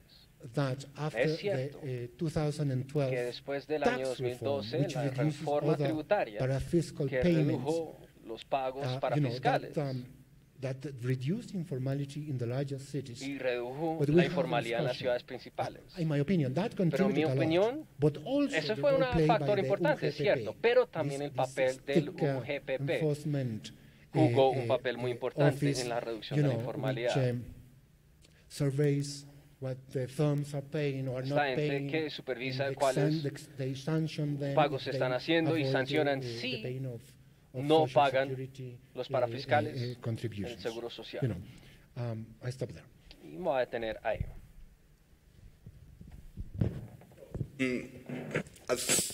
As you have seen, Como ya han visto,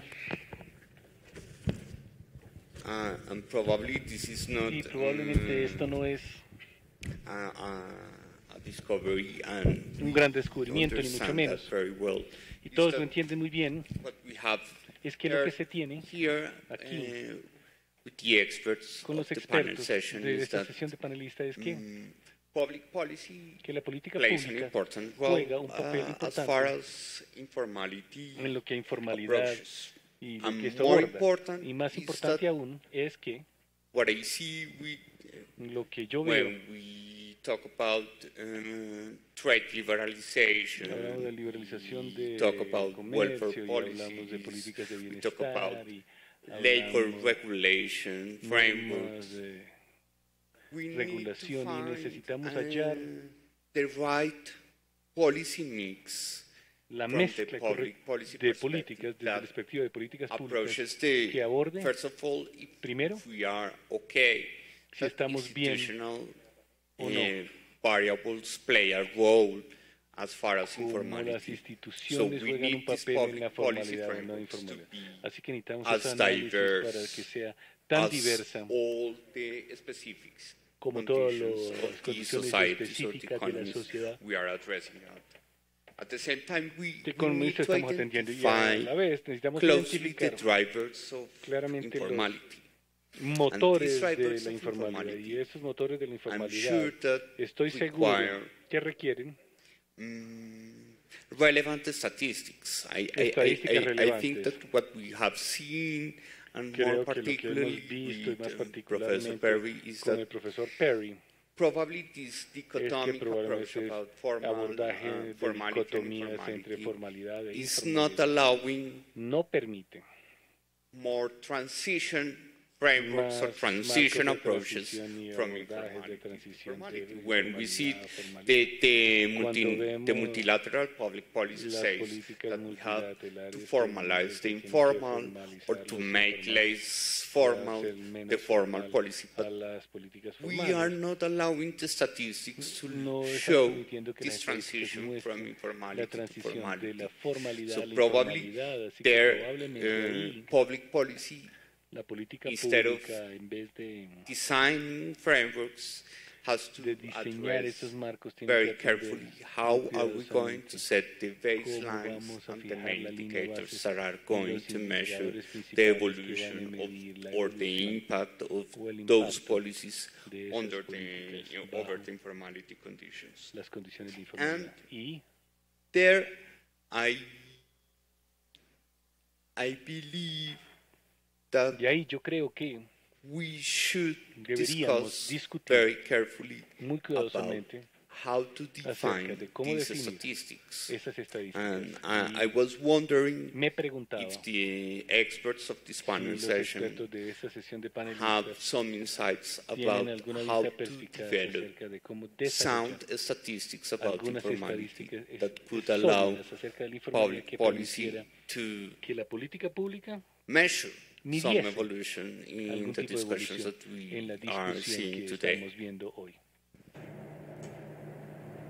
Well, one quick comment for the person confronted with 15 or 20 definitions or characteristics of a firm which are relevant to all of this. And many analysts have done this as they try to decide how they're going to define the two sectors or the three sectors. And one thing that one certainly should do is check the correlations among the characteristics that you're interested in. Paying Social Security, being registered here, paying minimum wage, whatever it is, because then that helps you simplify the porque eso ayuda a simplificar los marcos del análisis a manageable number. A una cifra that's just manejable, pero eso es solo mechanistic thing, but it's un important asunto to know mecanístico, pero es what importante the correlations are para saber among cuáles these son las characteristics relaciones en cada una de esas características a las que se están mirando. In that case, en cuyo we would caso, like to open the door to some audience questions. Las puertas para algunas preguntas de la audiencia. Como la pregunta the people that address the question to clarify que tiene que ver con directed to somebody si está dirigida at the panel session or a la sesión de can decide panelistas who is going to answer. Si deciden quién va a preguntar. This is just a general to the panel, but I really appreciated pero realmente aprecié mucho Professor Barry's comments about los comentarios del profesor focusing Berry on acerca de concentrarse the well-being of the en el individual as bienestar the primary del goal. individuo, que es la meta And principal. along the data front, Y a it lo seems largo de that los datos, in recent years pareciese I've seen que en años in Africa recientes, more that yo he there's visto a en push África for más labor que force hay surveys un that kind of impulso just por find that encuestas one de indicator for la fuerza formality or laboral, que informality, algún as if that's indicador telling para us something. formalidad, así como si And eso they may not even relatara collect todo y quizás income ni data siquiera on them. capturen datos de And then ingresos sobre esas I also personas. Y wanted to luego emphasize también that quería I enfatizar think it's inherent que es in inherente all of our discussions when we en talk todas about nuestras this. discusiones We cuando really care hablamos about de esto que poverty realmente too. nos preocupa It's la not just pobreza. how much No es they're making and solamente how de that cuánto relates in the labor ganan y market, cómo eso tiene but que ver which con el households impacto are getting laboral, that money pero and how it qué relates to hogar their está well-being. recibiendo And dinero so y cómo eso se you talked relaciona con su earlier about bienestar. Así que si the ustedes ability to hablan frame anteriormente acerca de la easy Biblia policy solutions, para tener and políticas Professor Bardon fáciles did as y well, el profesor Bardon and también hizo lo the mismo ease y la it facilidad is to frame easy con lo cual policy uno puede generar goals. las And metas I think de that the políticas hidden fáciles, secret is a pero yo lot of creo this que el is done in the secreto data collection escondido process. es que todo That we tiene que ver can't en el analyze proceso de captura de datos porque no podemos how much analizar people in the informal economy are cuánto making, which we es lo want que to gana know la gente en la to economía informal understand que whether queremos things are saber para going well entender or si las getting cosas worse. van bien And we can't o link it to no, y poverty no very podemos easily. asociarlo con la So pobreza I think tampoco. just Entonces a yo general solamente comment on quería the hacer un need for kind of comentario these sobre la general necesidad de surveys todas to esas get encuestas beyond generales that para ir más allá simple de indicators eso, and de to esos include indicadores as sencillos much y information incluir on both cuánta earnings and información non-earnings en labor ingresos so that we can kind of y see ingresos which no households laborales para que esos are los hogares affected. que realmente están It's more of a afectados. promo than an actual question, but Es más como we'll una see if they promoción que agree, una pregunta, yes. pero espero que la gente esté de acuerdo. Bueno, es lo que yo quería decir. This is basically a comment I forgot to make. Bueno, y este es un comentario que yo omití hacer antes, pero yo sí quisiera hacer. It has to do with how Y tiene que Colombia ver de is cómo Colombia unusual. es inusual. Among every country is unusual, but Todo as we país look es at the inusual, informal pero cuando sector, miramos how el we sector define it, informal y cómo lo definimos, Colombia has a couple of Colombia special tiene un par de characteristics, and one of them, singulares y una unfortunately, de ellas, is the infortunadamente, es extent of rural violence over the la last 50 extensión de la years, which has violencia produced a tremendous rural number of displaced en people el and has país, produced en el campo, que ha economically desarrollado premature desplazamiento y ha rural to generado urban migration una with people who migración didn't de plan rural to move. a urbano Moving, prematuramente, que no finding planean themselves moverse y tenían que in a labor market which encontrarse en un mercado they laboral que don't understand too well, no didn't plan to entienden be muy in. bien y que no So, planearon estar en él. I think it's important Así to que bear yo in creo mind que es the kind of the importante tener en macro mente que importance of la this. macroimportancia de I did a todo rough eso, así que estimate yo hice once un of estimado muy burdo what share of the labor de qué force would still be participación de la in fuerza laboral estaría small or medium-sized agriculture without the en la violence. And that agricultura share si no now hubiera is a little violencia en under Colombia. 20%. Y esa It probably participación would ahorita be estaría en 23 or 20% y probablemente 25%. estaría It en would be a 23 o lot more than 25%, it sería is mucho más de lo because so many que es, people por lo que mucha have gente been se ha forcibly ido moved. del campo. And then when you look at the numbers that various people Pero cuando have, miramos las cifras, especially que tienen varias personas, en especial mi colega Santiago Montenegro. Discúlpame, Santiago. Has mentioned the distribution y cuando ellos mencionan la distribución de the labor force between la fuerza laboral entre lo informal y lo meramente formal, y luego lo rural, entonces la formal es la minoría, es como un tercio. Entonces los otros dos sectores que realmente crean los empleos y siempre crean los empleos en Colombia son la agricultura a pequeña escala y lo informal. De tal suerte que cuando uno reduce la agricultura prematuramente, uno pone más presión sobre el sector informal. Así que no estoy tan seguro qué implicaciones de política eso tenga, pero yo sí creo que tiene la implicación de que sacarlo bien es más importante en Colombia que como en muchos otros países que no tienen este aspecto de crisis al sector informal. Y la micro una microimplicación de todo eso es que la gente en particular en el sector informal que son refugiados o que han sido desplazados de alguna manera u otra son una categoría especial que creo y se enfrentan con problemas especiales. En un país como Colombia nosotros estamos analizando cómo es que ellos manejan su situación laboral hasta qué grado que son candidatos o no para la formalización no. Y esa es una categoría que normalmente no se encuentra en todos los análisis de los países.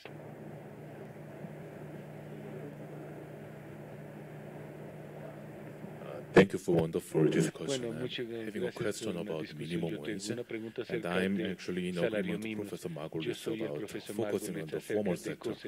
What if the formal sector is so much distorted, so much so that marginal product of labor is productivity of labor way higher than wage? In the case with the minimum wage hike, actually people choose to go into the formal sector. I mean, I think the discussion is more like focused on the labor demand side. So I'm just wondering whether we actually have to refocus on the labor supply side. De concentrarnos en la zona de suministro de empleo o de oferta de empleo. So I'm not exactly sure I no estoy seguro que entiendo la pregunta. La pregunta es que cuando uno tiene draw people out of the non-wage sector and into the wage sector. Is that the question? You do see that? You also see... Actually, my job market paper is about that. Yeah. So I do find out that with the minimum wage hike, actually previously self-employed person actually do find out the job in the formal sector. And I do also have an analysis about comparing marginal productivity of the labor with the wage. And I do find out marginal productivity of the labor is way higher than wage for many years in Indonesia. So in the case, actually, minimum wage hike just correct this distorted market.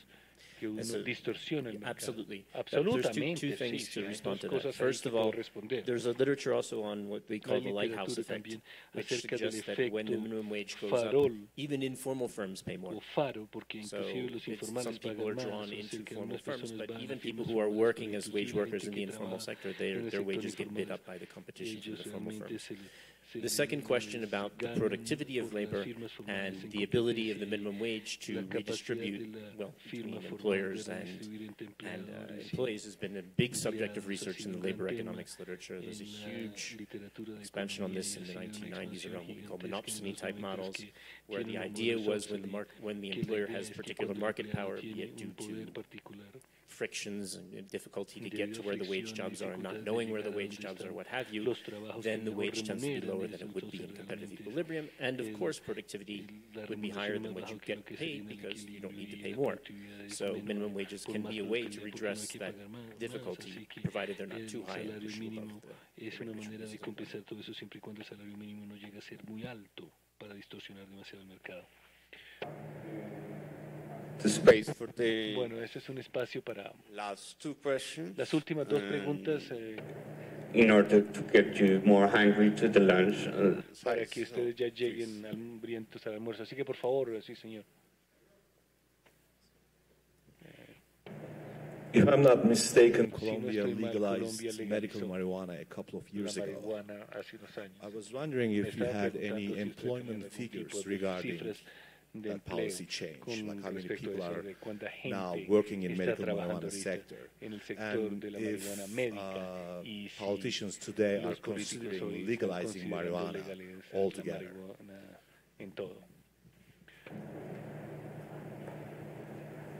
Numbers? No, we don't have numbers. No, nosotros no tenemos cifras, no, pero sí sabemos que we know that sabemos que in the past, en el pasado, last decade, en la última década, and more recently, más recientemente, last couple of 3 years, en los últimos 3 años, the coca plantations las have plantaciones gone de up. coca se han disparado. And we do know that Sí sabemos they attract ellos atraen a high number of workers.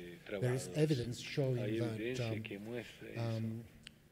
workers in the coffee regions los trabajadores en la zona cafetera are scarce. Son escasos. Wages are going up, are becoming, Las cifras because están people volviendo move muy to altas these porque la gente se mueve coca growing a esas areas. áreas There is donde evidence about that. se siembra coca y hay evidencia de eso. Hi, my question is to Professor David Marcoli regarding his comment on informal enterprises not formalizing being a trust issue. In most of the developing countries, the bar for formalizing is 5 to 10 workers, but most of the enterprises do not employ any worker.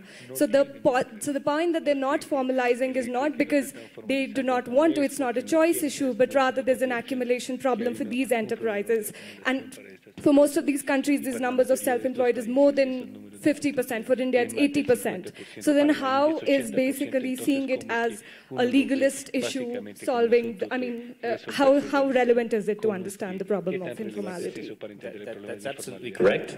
In many cases, firms under a specific threshold don't have to pay any taxes, so in that sense, you can't consider them informal because they're not paying their taxes or they're not being registered. In many countries, some countries have introduced the possibility for voluntary contributions to social insurance systems, even for the small firms. And in that case, even if you're a one-person firm, even if you're a two-person, if you're a household enterprise, you can still choose to contribute to the system in order to get a pension at the end of the day. You can choose to contribute to the system in order to get health insurance. You can choose to, and that's the sort of choice that people will or will not make based on whether or not they believe they'll get some return from their investment. That's the point which I'm trying to make. Y ese es el punto que estaba tratando de hacer. Okay, so bueno, muy bien, entonces as you might see, in order for public policy to respond to informality, para responder a la informalidad, it cannot ignore informality neither as an objective function or nor a constraint. So we cannot ignore informality anymore when we are designing public policy, and this is something very important that we cannot forget in our forthcoming discussions in the conference. So thank you very much for staying this hour and a half here in the panel session, and see you after lunch in the contributed sessions that are going to be very interesting. Thank you very much. Muchísimas gracias.